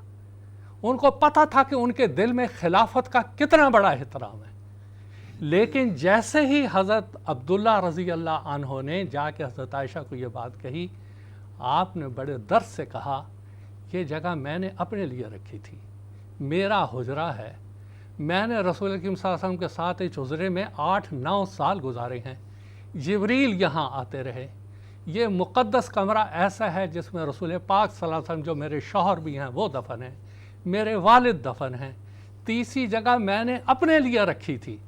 لیکن جب ان کو خلیفہ کا ارشاد ملا، اگرچہ کہ وہ کہہ رہے ہیں میں خلیفہ کی حیثیت سے نہیں کہہ رہا ہوں، لیکن آپ کو خلافت کا اتنا احترام تھا، آپ نے فرمایا میں اس کو قربان کرتی ہوں اپنی اس جگہ کو عمر کے لیے، اور عمر رضی اللہ تعالیٰ عنہ کو یہ اجازت دیتی ہوں وہ اس کمرے میں دفن ہوں، اور خود جنت البقیع میں دفن ہوئیں۔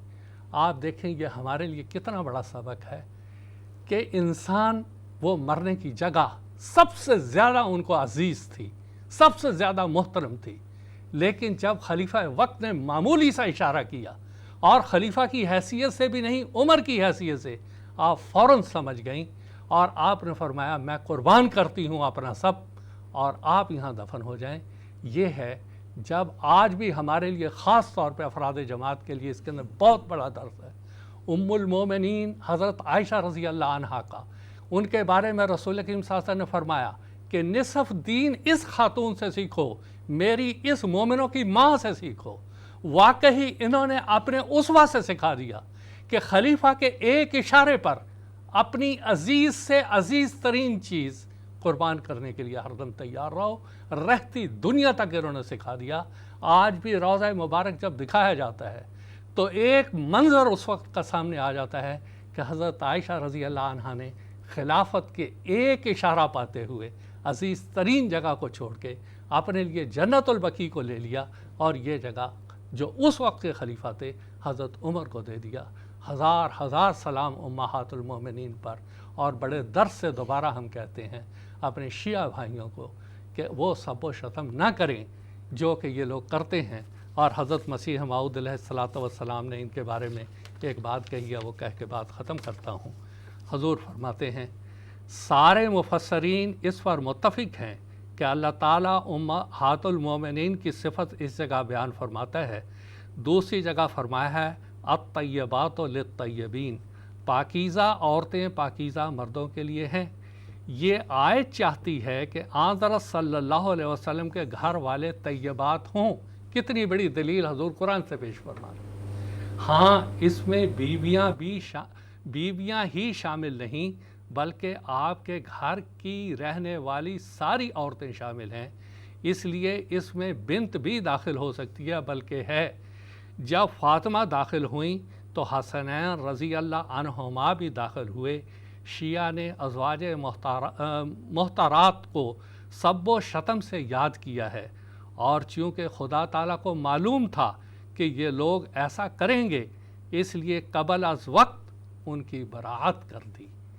یہ ہے ہمارے یہ شیعہ بھائی جو بھی کرتے ہیں، عمدن کرتے ہیں، غیر متعمد کرتے ہیں، مگر حضرت مسیح موعود علیہ الصلوۃ والسلام کی اس نصیحت کو یاد رکھنا چاہیے۔ اور مومنوں کی مائیں ساری ہی مقدس ہیں، سارے ہی قابل احترام ہیں، ان سے بہت کچھ سیکھنا چاہیے۔ اللہ تعالیٰ ہمیں اس کی توفیق دے۔ اللہ تعالیٰ حسن جزا، تفصیلی جواب آپ نے پیش کیا ہے۔ اب ہم کچھ ٹیلی فون کالر سے بات کرتے ہیں۔ سب سے پہلے ہم بات کرتے ہیں مکرم محمد آصف چغتائی صاحب سے، جو کہ یو کے سے اس وقت ہمارے ساتھ ٹیلی فون لائن پر موجود ہیں۔ السلام علیکم ورحمۃ اللہ محمد آصف صاحب۔ وعلیکم السلام ورحمۃ اللہ وبرکاتہ۔ راہ خدا کی ٹیم اور اہل قادیان کو ہماری طرف سے السلام علیکم ورحمۃ اللہ وبرکاتہ۔ وعلیکم السلام۔ میرے چھوٹے چھوٹے دو سوال ہیں کہ کیا صرف منہ سے کلمہ طیبہ پڑھنا دائرۂ اسلام میں داخل ہونے کے لیے کافی ہے؟ اور دوسرا سوال یہ ہے کہ جن انبیاء کا ذکر قرآن کریم میں آیا ہے کیا یہ تمام نبی شرعی تھے؟ کیونکہ حضرت آدم علیہ السلام کا بھی ذکر قرآن کریم میں ملتا ہے، اس کی تھوڑی سی تفصیل چاہیے تھی۔ جزاکم اللہ جناب، شکریہ۔ مولانا محمد کریم الدین صاحب شاہد سے چاہیے۔ بات یہ ہے کہ کلمہ پڑھ کے تو ایک شخص اپنے آپ کو مسلمان ثابت کر سکتا ہے، لیکن اس کے لیے علماء نے خاص طور پر اس بات کا ذکر کیا ہے کہ صرف منہ سے پڑھنا کلمہ کافی نہیں ہے، بلکہ دل سے اس پر یقین بھی ہو، کہ کوئی بھی کہے کہ لا الہ الا اللہ محمد رسول اللہ، لیکن جب دل اس کے ساتھ نہیں ہے تو وہ منہ سے پڑھنا کافی نہیں ہوتا۔ تو زبان کا اقرار اور دل کا یقین، یہ دونوں چیزیں لازم و ملزوم ہیں۔ اگر دل میں یقین نہیں ہے، لاکھ مرتبہ کلمہ پڑھے اس کا کوئی اثر نہیں ہوتا، اس واسطے کہ اصل چیز تو نیت ہے اور دل کا یقین ہے۔ دوسری بات یہ کہ تمام انبیاء صاحب شریعت نہیں تھے، اس واسطے کہ جو کسی بھی سلسلے کے بانی ہوتے ہیں وہ عام طور پر صاحب شریعت ہوتے ہیں، جیسا کہ حضرت نوح علیہ السلام کے بارے میں آتا ہے کہ یا اسی طرح سے ہم حضرت آدم علیہ السلام کو پہلے لیتے ہیں۔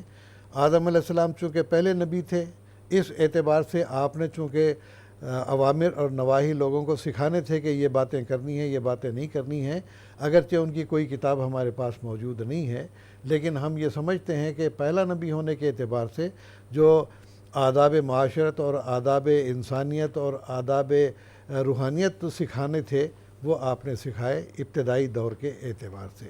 اس کے بعد صاحب شریعت نبی نوح علیہ السلام کو تسلیم کیا جاتا ہے، اس واسطے کہ حضرت ابراہیم علیہ السلام کے بارے میں بھی آتا ہے وہ من شیعتہ ابراہیم، کہ نوح علیہ السلام کی شریعت کے تابع ہی دراصل حضرت ابراہیم علیہ السلام بھی تھے۔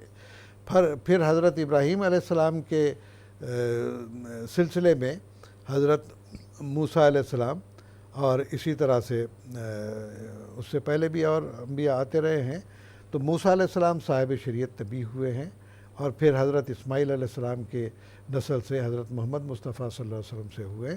تو ہر نبی کا صاحب شریعت ہونا ضروری نہیں۔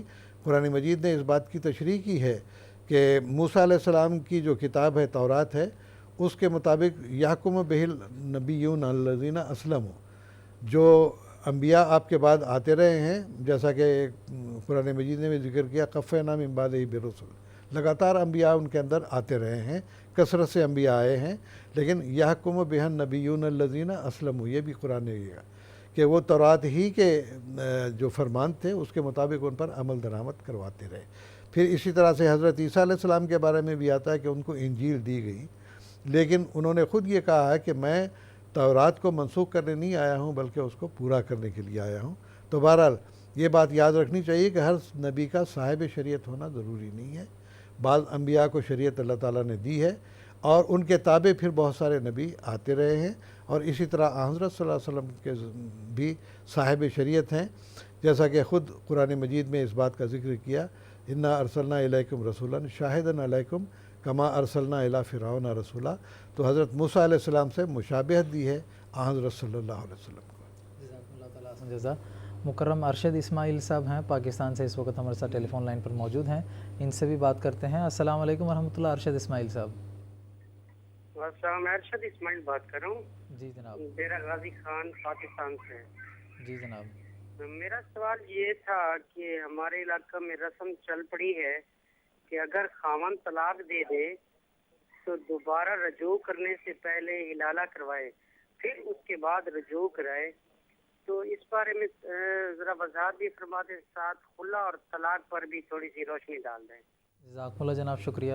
مولانا محمد حمید کوثر صاحب سے درخواست کروں گا۔ جو انہوں نے ایک لفظ استعمال کیا حلالہ، وہ بڑی ہی قبیح رسم ہے جو مسلمانوں کے اندر یہ جاری ہے، نہ تو اسلام میں اس کا کہیں وجود ہے، بعد میں یہ پتہ نہیں کس زمانے میں کس طرح سے داخل ہو گئی۔ قرآن مجید میں اس کا کوئی ذکر نہیں ہے، احادیث میں اس کا کوئی ذکر نہیں ہے۔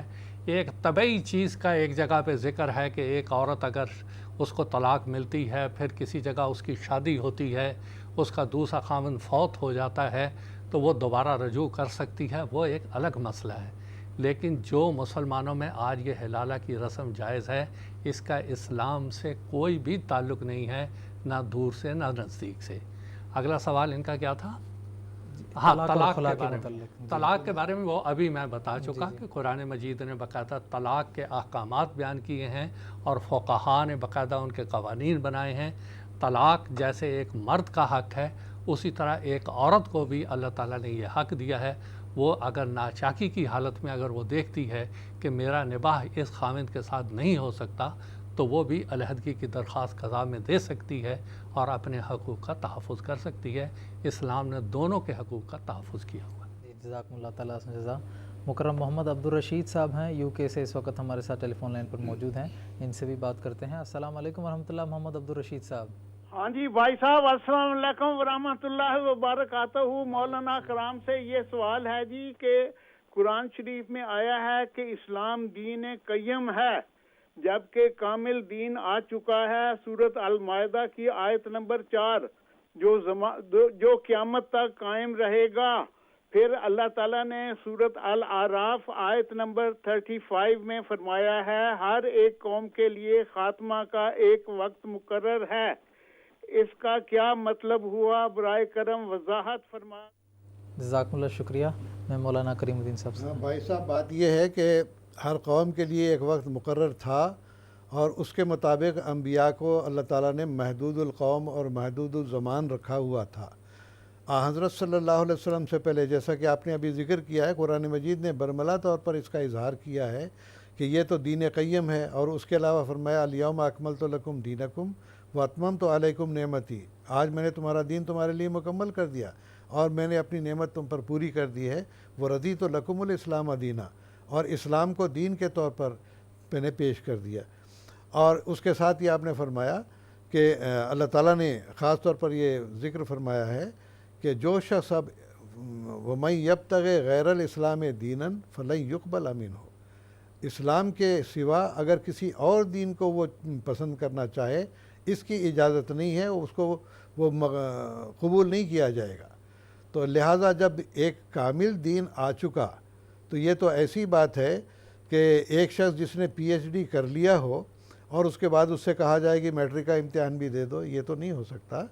تو یہ مختص الزمان اور مختص القوم یا محدود شہروں کے لیے بعض انبیاء آئے ہیں، ایسی قوموں کے لیے اللہ تعالیٰ نے فرمایا ان کا وقت مقرر تھا۔ لیکن جب حضرت صلی اللہ علیہ وسلم جو کامل نبی تھے اور خاتم النبیین صلی اللہ علیہ وسلم تھے، جب آپ آ چکے تو اب دین مکمل ہو گیا اور اللہ تعالیٰ کو دین اسلام پسند ہے، اسلام کے علاوہ کوئی اور دین اس کو قبول نہیں ہے، تو اس اعتبار سے اب قیامت تک سوائے اسلام کے اور کوئی دین قابل قبول نہیں ہے۔ جی جزاکم اللہ تعالیٰ احسن جزا۔ مکرم شیخ فرقان صاحب ہیں اڑیسہ انڈیا سے، اس وقت ہمارے ساتھ ٹیلی فون لائن پر موجود ہیں، ان سے بات کرتے ہیں۔ السلام علیکم ورحمۃ اللہ شیخ فرقان صاحب۔ وعلیکم السلام ورحمۃ اللہ وبرکاتہ۔ طارق صاحب، میں دونوں مولانا صاحب کا السلام علیکم کہتا ہوں۔ وعلیکم السلام۔ اور میرا یہ سوال ہے کہ اسلام میں عورتوں کا جو جیسے جنازہ پڑھتے ہیں کسی بھی فرد کا، تو عورتوں کو کیوں باجماعت جو ہے جنازہ میں شامل نہیں کرتے ہیں؟ جزاکم اللہ جناب، شکریہ۔ مولانا محمد حمید کوثر صاحب سے۔ بات یہ ہے کہ کیوں شامل نہیں کرتے، اس کی وجہ یہ ہے رسول اکرم صلی اللہ علیہ وسلم نے ان کو شامل ہونے کی اجازت نہیں دی ہے۔ سب سے پہلی بات یہ ہے کہ حضور صلی اللہ علیہ وسلم کے زمانے میں صحابیات شامل نہیں ہوتی تھیں، اور نہ بعد میں خلفائے راشدین کے زمانے میں شامل ہوتی تھیں، نہ اب تک ہوتی ہیں۔ یہ ایک بات ہے۔ اب سوال یہ ہے کہ کیوں نہیں ہوتی، یہ ہے ایک مسئلہ۔ عورتیں خاص طور پہ ان کو جزا فضا یعنی ویل وغیرہ کرنا، رونا پیٹنا، دل کی وہ کیونکہ نرم ہوتی ہیں، اس لیے وہ میت کو اس طرح سے دیکھ نہیں سکتی ہیں، خاص طور پہ دفن ہوتے ہوئے نہیں دیکھ سکتی ہیں۔ اس حکمت کے پیش نظر رسول کریم صلی اللہ علیہ وسلم نے عورتوں کو اتباع جنازہ یعنی جنازہ کے پیچھے جانے اور وہاں باجماعت جنازے میں شریک ہونے سے حضور نے اس کی اجازت نہیں دی ہوئی ہے۔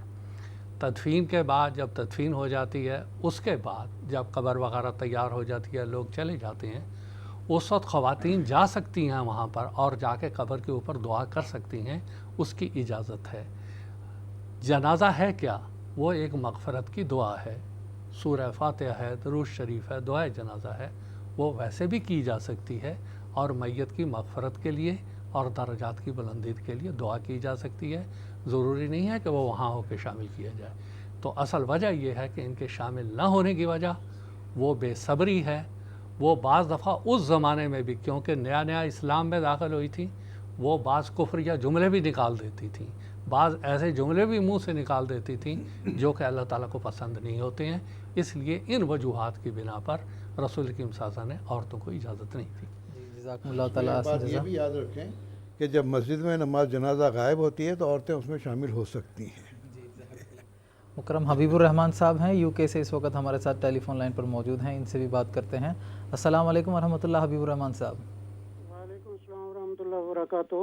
میں پہلے تو سیدنا امیر المومنین کی خدمت میں سلام عرض کروں گا اور رائے خدا کی ٹیم کو سلام عرض کروں گا۔ میرا سوال یہ ہے کہ ابھی مولانا کریم الدین صاحب نے ایک سوال کا جواب دیتے ہوئے یہ فرمایا ہے کہ کلمہ پڑھنے سے آدمی مسلمان نہیں ہو جاتا جب تک وہ دل سے نہ پڑھے، تو یہ فیصلہ کون کرے گا کہ یہ آدمی دل سے پڑھ رہا ہے یا نہیں پڑھ رہا؟ یہ تو بڑی لمبی ایک بحث چھڑ جائے گی اس طرح، تو میرا خیال ہے کہ اس کی وضاحت ذرا چاہیے۔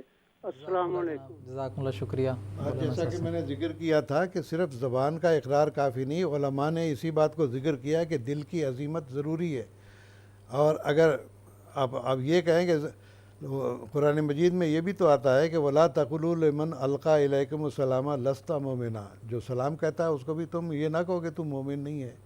اب یہ بتائیے کہ جماعت احمدیہ جو دل سے کلمہ پڑھتی ہے اس کو بھی تو خارج از اسلام قرار دیا ہے نا آپ کی حکومت نے، تو اس لحاظ سے ہم اب کیا کہیں، کس سے شکوہ کریں سوائے اس کے کہ خدا کے سامنے۔ تو بات یہ ہے کہ اگر کوئی شخص اسلام قبول کرتا ہے تو وہ لازمی بات ہے کہ اسلام کے احکام پر بھی عمل کرے گا، وہ اس سے پتہ لگے گا۔ صرف لا الہ الا اللہ محمد رسول اللہ پڑھ لیا، نہ نماز نہ روزہ نہ کچھ اور، تو وہ کیسا مسلمان ہے؟ ہم کہیں گے یہ دل کی عظیمت سے اس نے نہیں کیا تھا۔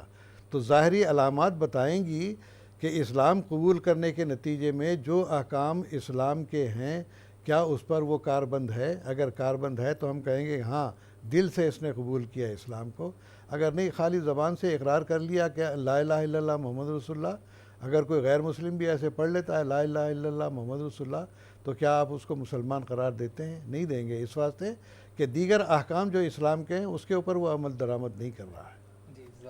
اس کے اندر وہ جو بات بیچ میں رہ رہی ہے وہ یہ ہے کہ جب کوئی لا الہ الا اللہ کہتا ہے تو ہمیں تو بظاہر اس کو قبول کر لینا ہے، اور اس کا فیصلہ حضور صلی اللہ علیہ وسلم کے زمانے میں ہوا جب حضرت اسامہ رضی اللہ تعالیٰ عنہ نے ایک آدمی کو قتل کیا، اور جب اس کے اوپر قابو پا لیا تو وہ اس کے باوجود حضرت اسامہ رضی اللہ تعالیٰ عنہ نے ان کو قتل کر دیا۔ بعد میں یہ بات حضور صلی اللہ علیہ وسلم کے سامنے پیش ہوئی تو حضور نے فرمایا ہر شقت تک قلبہ، کیا تو نے اس کا دل پھاڑ کے دیکھا تھا؟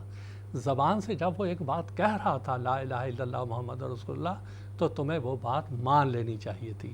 تو یہاں بظاہر تو ہم مان لیں گے کہ ٹھیک ہے تم کلمہ پڑھ رہے ہو، ٹھیک ہے، باقی بات کا زمانہ اس کا عمل ثابت کرے گا کہ اس کے اعمال، اس کا طور طریق کیا وہ اس کلمے کے مطابق ہے یا نہیں ہے۔ اسی لیے قرآن نے ابتدا میں کہا اسلمنا تو کہو، لیکن یہ نہ کہو کہ ہم آمنا، کیونکہ ایمان کے لیے پھر اس کے ساتھ اعمال ہونا ضروری ہے، تبھی وہ ایمان مکمل ہوتا ہے۔ تو یہ اصل میں وہ پوچھنا چاہ رہے تھے۔ وہ دراصل سوال میں ایک باریک سا فرق ہے، اگر کوئی اپنا جائزہ لینا چاہتا ہے تو اس کے لیے تو یہ ہے کہ صرف لا الہ الا اللہ پڑھ لینا اس کے لیے کافی نہیں ہے، بلکہ اسلام کے مطابق باقی جو اسلام میں ایمان میں ترقی کرنا بھی ضروری ہے۔ لیکن اس کا یہ بھی مطلب نہیں ہے کہ آپ دوسروں کے اسلام کا جائزہ لیتے رہیں کہ وہ کس حد تک اسلام پر عمل کر رہا ہے، اس کے ایمان کے کیا درجات ہیں۔ جی جی بالکل۔ لیکن یہ ہے کہ ایک دفعہ حدیث میں آتا ہے کہ حضرت ابو ہریرہ رضی اللہ تعالیٰ عنہ نے آن وسلم کو یہ فرماتے ہوئے سنا کہ من قال لا الہ الا اللہ دخل الجنہ، اور وہ اچھلتے ہوئے سب لوگوں کے سامنے بیان کرنے لگے۔ حضرت عمر کے سامنے جب انہوں نے بیان کیا، انہوں نے کس کے ایک تھپڑ لگایا کہ یہ کیا بات تم بیان کر رہے ہیں۔ وہ شکایت لے کے آن وسلم کے پاس آئے کہ حضور آپ نے یہ فرمایا تھا، میں نے یہ کہا، عمر نے مجھے تھپڑ مار دیا۔ تو حضور نے فرمایا نہیں، یہ بات درست نہیں ہے، ہر شخص کو اس کا ادراک نہیں ہوتا ہے پورا۔ تو حضرت عمر نے بھی یہ کہا کہ یہ لوگ پھر اعمال چھوڑ دیں گے اگر یہ بات ہے، لا الہ الا اللہ پڑھ لیا اس کے بعد چلو جی جنت مل گئی ہمیں۔ تو بہرحال ہمارے بھائی کو یہ یاد رکھنا چاہیے کہ کلمہ منہ سے پڑھ لیا ہے تو ہم کہیں گے ہاں بھائی تو مسلمان ہے۔ جو شخص لا الہ الا اللہ محمد رسول اللہ پڑھ لیتا ہے اس کو ہم اسلام سے خارج نہیں کریں گے جیسا کہ ملا کرتے ہیں۔ اللہ تعالیٰ جزا. پروگرام کا 5 منٹ بلکہ 6 منٹ رہ گئے ہیں، تو اس مختصر سے وقت پر تعدد ازدواج کے تعلق سے میں آپ سے کچھ تفصیل جاننا. ازدواج کے بارے میں مختصر، اب ٹائم بھی تھوڑا رہ گیا ہے، تو بات اصل یہ ہے کہ اسلام نے شادی کرنے کے لیے 4 اغراض بیان کیے ہیں. ایک تو سب سے پہلی چیز یہ ہے کہ احسان، کہ محسنین غیر مصافحین، کہ شہوت رانی مقصد نہیں ہے کہ عورت کو صرف شہوت کے لیے استعمال کیا جائے، بلکہ اصل مقصد یہ ہے کہ پاکیزگی اختیار کرنا ہے، پاک دامنی اختیار کرنا ہے، اخلاقی لحاظ سے بھی، روحانی اعتبار سے بھی. ایک غرض تو یہ. دوسری غرض یہ ہے کہ بقائے نسل، کہ انسان کی آگے نسل چلے، اور یہی سلسلہ توالد و تناسل کا تو ہر جاندار میں نظر آتا ہے ہمیں. تو دوسری بڑی غرض یہ ہے کہ توالد اور تناسل کا ذریعہ قائم رہے. اسی طرح سے بقائے نسل مطلب یہ. تیسری بات یہ ہے کہ رفیق حیات ہونا چاہیے. آدمی کاروبار میں مصروف ہے، ملازمتوں میں مصروف ہے، دن بھر مرتا کھپتا ہوا آتا ہے، تو دل کی تسکین کے سامان گھر میں آ کر ہوتے ہیں. اگر بیوی سے محبت اور پیار کا اظہار ہوتا ہے تو وہ ساری تھکان اس کی اتر جاتی ہے. اور اسی طرح سے ایک محبت اور رحمت کے تعلقات ہیں، تو یہ دلداری کرنا اور انسان کے لیے جو ہے وہ بھی بڑی ضروری چیز ہے. تو اس طرح سے یہ 4 اغراض تو اسلام نے بیان کی ہیں. پھر میں نے جیسا کہ ابھی تھوڑی دیر پہلے ذکر کیا کہ بعض دفعہ یہ بھی ہوتا ہے کہ بعض خاندان کو اسلام سے قریب لانے کے لیے ان سے تعلقات جوڑنا، اگر ظاہری خاندانی تعلقات جڑ جاتے ہیں، رشتے ازدواج سے منسلک ہو جاتے ہیں، تو وہ خاندان والے اپنی بیٹی کی وجہ سے اس دین کے بھی نزدیک آنا شروع کر دیتے ہیں. اور اس غرض کے لیے اسلام کے پہلے دور میں بھی بہت ساری شادیاں اس غرض کے لیے بھی کی گئیں. پھر یہ کہ بعض دفعہ بعض انسانوں کو سیاسی مقاصد بھی ہوتے ہیں، اور سیاسی مقاصد حاصل کرنے کے لیے بھی بعض قبائل سے، بعض خاندانوں سے، بعض علاقوں سے، کیونکہ ایک جگہ کی بیٹی اگر شادی کر کے آتی ہے تو پورا علاقہ سمجھتا ہے کہ یہ ہمارا داماد ہے، تو اس لحاظ سے اس کو ایک قسم کی مضبوطی حاصل ہو جاتی ہے. تو قبائل سے تعلقات کے لیے، خاندانوں سے تعلقات کے لیے بھی تعدد ازدواج کی اجازت دی گئی ہے. لیکن یہ نہیں ہے کہ جیسا کہ بعض لوگ یہ کہتے ہیں کہ بس جی ایک شادی کی اجازت ہے، زیادہ نہیں، جیسا کہ عام ہندو طریق میں ہے کہ دوسری شادی کی اجازت نہیں ہے. لیکن ہمارے بہت سارے بعض ہندو عورتوں نے بھی، بعض عیسائی عورتوں نے بھی اس بات کا اظہار کیا ہے کہ یہ لوگ ایک عورت کے لیے تو بڑے نعرے لگاتے ہیں، بڑے نصیحتیں کرتے ہیں، تقریریں کرتے ہیں، لیکن گھر سے باہر جب نکلتے ہیں تو کئی عورتوں سے ان کے تعلقات ہوتے ہیں. تو اسلام نے دراصل اسی احسان کو پیدا کرنے کے لیے کہ انسان بھٹکے نہیں، اس واسطے کہ کسی کے اندر زیادہ قوت رجولیت ہے، کسی کے اندر کم ہے، تو اس اعتبار سے قوت رجولیت اگر کسی میں زیادہ ہے تو یہ نہیں ہے کہ گھر میں بیوی ایک ہو اور باہر جا کے منہ مارتا پھرے ادھر ادھر، وہ تو گناہ کا طریق ہو گیا. تو اس گناہ کے طریق سے بچانے کے لیے بھی اسلام نے کہا کہ اگر 2 3 4 بیویاں بھی کرنے کی اجازت ہے. تو جیسا کہ میں پہلے بھی بیان کر چکا ہوں، پہلے کوئی حد بندی نہیں تھی. عرب میں بھی کئی بیویاں رکھ لیتے تھے، بعضوں کی جو ہے درجنوں بیویاں ہوتی تھیں. اور اسی طرح ہندو راجے مہاراجوں کا بھی میں نے ذکر کیا، کئی بیویاں رکھتے تھے. تو بہرحال بعض سیاسی مفادات ہوتے ہیں، بعض ذاتی تعلقات ہوتے ہیں، دین اسلام سے قریب لانے کے لیے بھی تعلقات پیدا کرنے کے لیے. لیکن اسلام نے شرط یہ رکھی ہے کہ فَإِن لَمْ تَعْدِلُوا فَوَاحِدَةً، دیکھو اپنا جائزہ لو کہ کیا تم 4 بیویاں کر کے ان کے اندر عدل و انصاف قائم رکھ سکتے ہو، برابر روٹی کپڑا مکان ان کو دے سکتے ہو، ان کے حقوق پورے کر سکتے ہو، ہر ایک کی باری مقرر کر سکتے ہو. اگر یہ عدل و انصاف قائم کر سکتے ہو پھر تو ٹھیک ہے، ورنہ پھر تمہیں ایک ہی بیوی کرنی چاہیے. جزاکم اللہ تعالیٰ احسن جزا. تو ناظرین کرام، اسی کے ساتھ آج کا ہمارا یہ ایپیسوڈ ختم ہوا چاہتا ہے. حضرت نبی اکرم صلی اللہ علیہ وسلم نے عورت کو انتہائی اعزاز اور تکریم کا مستحق قرار دیا ہے، اور حضرت نبی کریم صلی اللہ علیہ وسلم نے اسلام میں عورت کو وہ درجہ عطا کیا ہے جو کسی زمانے میں بھی کسی مذہب نے عورت کو نہیں عطا کیا ہے. تاریخ کا اگر جائزہ لیتے ہیں تو عورت کو سب سے پہلے ورثہ میں حق اسلام نے دیا ہے، اور عورت کو اس کے اپنی جائیداد پر کامل تصرف اسلام نے عطا کیا ہے، اور عورت کو اس کی اپنے مال پر مستقل ملکیت اسلام نے عطا کیا ہے۔ تو آج جو عورت کی آزادی کے لیے نعرے لگاتے ہیں ان کو یہ دیکھنا چاہیے کہ حضرت نبی کریم صلی اللہ علیہ وسلم نے آج سے 1400 سال قبل عورت کی ایک معاشرتی حیثیت قائم فرما دی ہے۔ یہ آپ صلی اللہ علیہ وسلم کا عورت پر ایک بہت بڑا احسان ہے۔ آخر پر میں اس وقت حضرت اقدس مسیح موعود علیہ السلام کا ایک اقتباس آپ کی خدمت میں پیش کرتا ہوں، جس میں حضور فرماتے ہیں، اب آسمان کے نیچے فقط ایک ہی نبی اور ایک ہی کتاب ہے، یعنی حضرت محمد مصطفیٰ صلی اللہ علیہ وسلم، جو اعلیٰ و افضل سب نبیوں سے اور اتم و اکمل سب رسولوں سے اور خاتم الانبیاء اور خیر الناس ہیں، جن کی پیروی سے خدائے تعالیٰ ملتا ہے اور ظلماتی پردے اٹھتے ہیں اور اسی جہان میں سچی نجات کے آثار نمایاں ہوتے ہیں۔ تو ناظرین، انشاءاللہ ہم اگلے ایپیسوڈ پر بھی حضرت نبی کریم صلی اللہ علیہ وسلم کی سیرت کے بعض پہلو آپ کی خدمت میں پیش کریں گے اور کچھ تاریخی واقعات اور آپ کی مقدس سیرت پر جو اعتراضات ہوتے ہیں ان کے جوابات بھی آپ کی خدمت میں پیش کریں گے۔ ہمارا اگلا ایپیسوڈ انشاءاللہ تعالیٰ 9 مئی 2015 کو ہفتے کے روز قادیان دارالعلومان سے ہم آپ کی خدمت میں لائیو پیش کریں گے، انڈین ٹائم کے مطابق رات کے 9:30 بجے اور GMT کے مطابق سحر کے 4 بجے۔ تب تک کے لیے اجازت دیجیے گا۔ السلام علیکم ورحمۃ اللہ وبرکاتہ۔ آؤ لوگوں کہ یہی نور خدا پاؤ گے، لو تمہیں طور تسلی کا بتایا ہم نے، آؤ لوگوں کہ یہی نور خدا پاؤ گے، لو تمہیں طور تسلی کا بتایا ہم نے، لو تمہیں طور تسلی کا بتایا